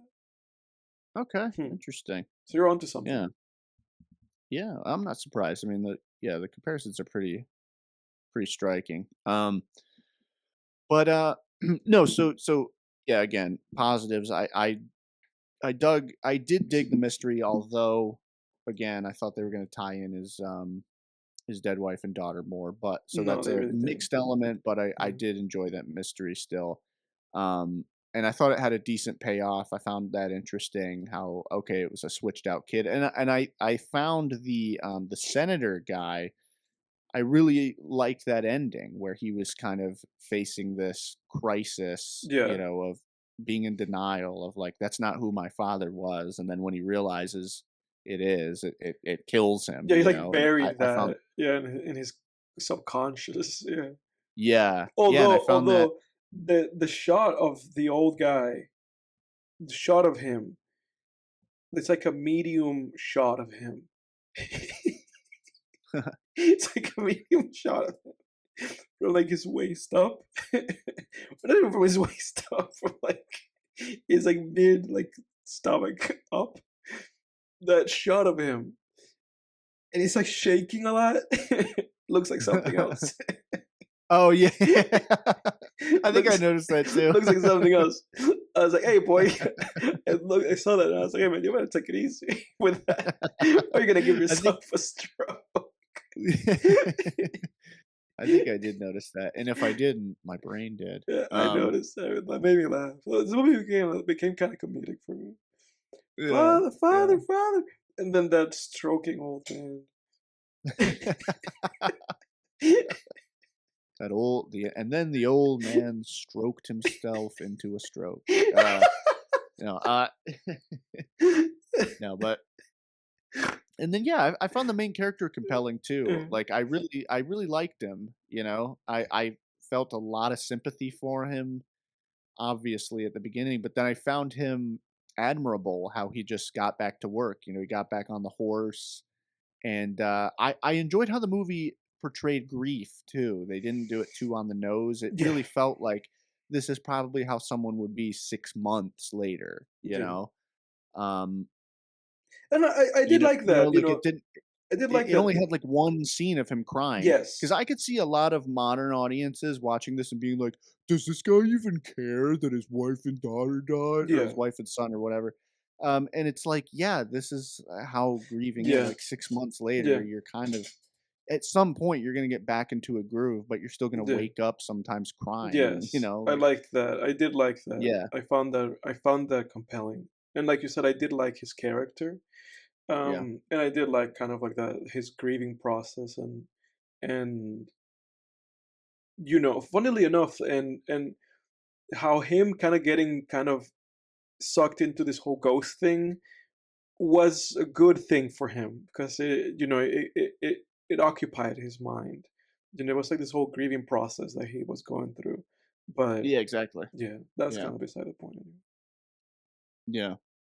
Yeah, but yeah, I thought it was gonna be I expected more from it just I did hearing too. how much the movie scared the shit out of a lot of people.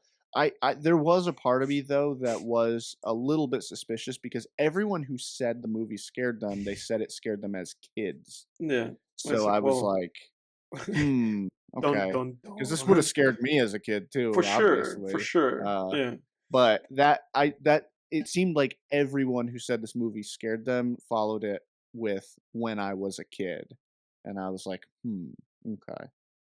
Seems like they're all saying it was when they were kids, yeah. so I There's don't see any evidence of, like, "This movie scared the shit out of me last night when I watched it," Yeah, you know? there's movies like that, man. Like I watched this movie, The Others. Have you heard about that movie?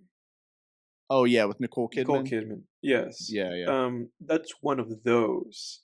The Others Uh, is one of those. It's one of those movies where you go into it and it's like, oh, a horror movie, and people like it, and people say they were scared, and then you watch The Others and you're kind of dozing off. The Others is like this. If you watch The Others, uh, you'll get what I'm saying. It's just like this movie.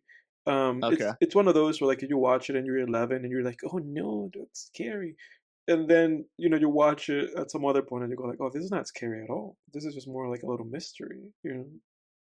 Yeah, yeah. Yeah, Yeah, for sure. Yeah, I haven't seen the others. It's like a Sixth Sense knockoff, right? yeah, it's Kind of. whatever. I gave it a 6 out of 10. It's a whatever movie. It's that guy who directed the excellent horror movie Tenet that we watched a Yes, while back. yes, it's that guy. Yeah. Yeah, Man, that was a good one. I gotta rewatch that one. Alejandro Amenabar. Yeah, Thesis. He's the guy that made Thesis. That was so That good, was dude. Remember that? great. Yeah, we both gave a movie like a 9. That was such a great movie. What an underrated horror Yeah, but movie. he kind of fell off Holy because he made that in the 90s. It feels like yeah. Alejandro Amenabar was like good in the 90s. Because then everything that seemingly that he made in the 2000s has been kind of like slow down, like heel of Yeah. quality. Yeah, Yeah. Um, yeah, but I don't have too much else to say about the yeah, movie. it's one of those. Yeah, like I yeah, there were a bunch of different scenes. Yeah, like you said, I enjoyed the seance scene. Definitely, I think Insidious owes a lot to that scene for its seance Yeah, scene. for sure. I thought about Um, Insidious when I was watching that. yeah, yeah, like you said, I really enjoyed that secret room. I love the idea of secret I rooms and do. secret Yes. passages and houses. Um, yeah, I really liked the main character. I thought he could have had more chemistry with the female lead. Like I every time she popped up, I was like, oh, she still exists, I guess. Like, yeah, just I don't Yeah. know. She seemed like a non-character. Yeah, she really was. Um, She really was, and I sometimes I wonder, like, is this like supposed to be like a romantic thing? It never really mhm, became that. Like, she was just kind of a sidekick, and she would come around every now and then, and that's it. And it's funny because the last scene, you know, the scene where like the guy dodges that chandelier that falls, mhm, like he does his best Tom Cruise, just gets right out of the yeah, way at right in time. It's like, of course you're gonna get out of the way, bro. Of course. Um, Whatever. She opens the door, and when he comes out, you can see the house is on fire behind him. They probably didn't have a lot of shots. They probably didn't have a lot of like takes of this. And I yeah. say this because she spiked the camera. Like Oh, she did she? she did. He grabbed onto her and then they started moving because they were moving towards the camera out of frame and she like looked she looked into the camera for like a split second. And I was like, did she just look into the camera? I went back and she did. She looked into the camera. And that's a no-no in film. Yeah. Yeah, Yeah, silly, silly stuff. unless you're breaking the fourth But wall. I don't blame them. They probably, like I said, they probably didn't have a. They probably had like just that one shot, and the director was like, "Ah, she ruined it," and then they just had to keep it because the house burned down. So, The director is like the house is crumbling behind him while uh, he's screaming and with fury and uh. just like, "What the fuck?" behind him, just crumbling. We can't fix this. We don't have AI. 1980. Yeah. This is ruined. All right, PAs, put the house back up. But that being said, though, I'm not IMDb. You know, I don't want to like just throw trivia and shit at people. And I didn't read the IMDb for this movie, but there were a lot of scenes with camera shadow or like boom shadow in this movie. So I don't know what was going on with this production. Like the movie still turned out, it's still a decent movie, but there were a lot of like goofs. Like I feel like Oh, if you go to really? the IMDb goof section, there's like a whole, like, probably like a huge like page. Gifts. Yeah, bunch of Oh, goofs, man. man. I didn't notice those. Mm. That's funny. Alright, man. Well, what would you give the Changeling? A strong 4 to a light 5. Okay, okay. Probably a light Yeah, 5. gotcha. I'd give the Changeling a 7, Yeah. probably. Look at you being all 7. nice.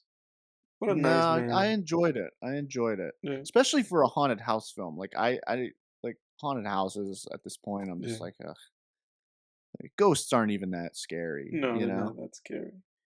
I I mean, did don't get me wanted wrong. to. I'm always kind of down for a haunted house movie, but it's just been done to death. And Yeah. and again, yeah, ghosts they can't really.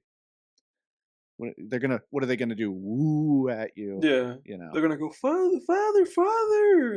Yeah, yeah. And you're gonna go, Unless oh it's no. the grudge. Unless it's the Grudge girl. I don't fuck with the Grudge girl, dude. Yeah. Holy No, not that shit. one. Some of them are spooky. But Holy I wanted hell. to shout out. I got the 3 top comments. The day I watched this movie. I don't know if they're the three top comments on Letterboxd. Not top comments, the most recent. These are the most recent people on Letterboxd. This is a 4-star review. It says this scared the bejesus out of me at parts. 8 out of 10. This is a 10 out of 10. It says probably the most perfect haunted house movie ever. Great story, very spoopy. How was George C. Scott such a babe in this movie? Question mark. Just spoopy? Spoopy, yeah. They said spoopy? Spoopy, yes. What the fuck? Then they called George C. Scott a babe. 10 out of 10 from them. This is from You Don't. This is the name of this person is You Don't Know My Mom. And then the last rating for this was, so when does this get scary? Oh, it's over. 5 stars. 5 out of 10. That's funny. And I feel like Oh, that apparently kind of the summated my actress who thoughts. played the female lead was his real life wife. Oh, so that's why he George C. hated her Scott. so much. That's why they had terrible chemistry. No. They were on the outs. No. Oh god damn. Oh boy. What do you got for us next week, man? Okay. I'm doing it. I'm gonna do it. Are you listening, Lang? Better be here for it. We're watching Beau is Afraid, which is Oh, is scared. yeah, Beau is scared. Beau is having a bad time. It's Ari Aster's film. It's his follow-up to Midsommar. Yeah. The genre description here says it's a horror, fantasy, comedy, adventure. It's very strange.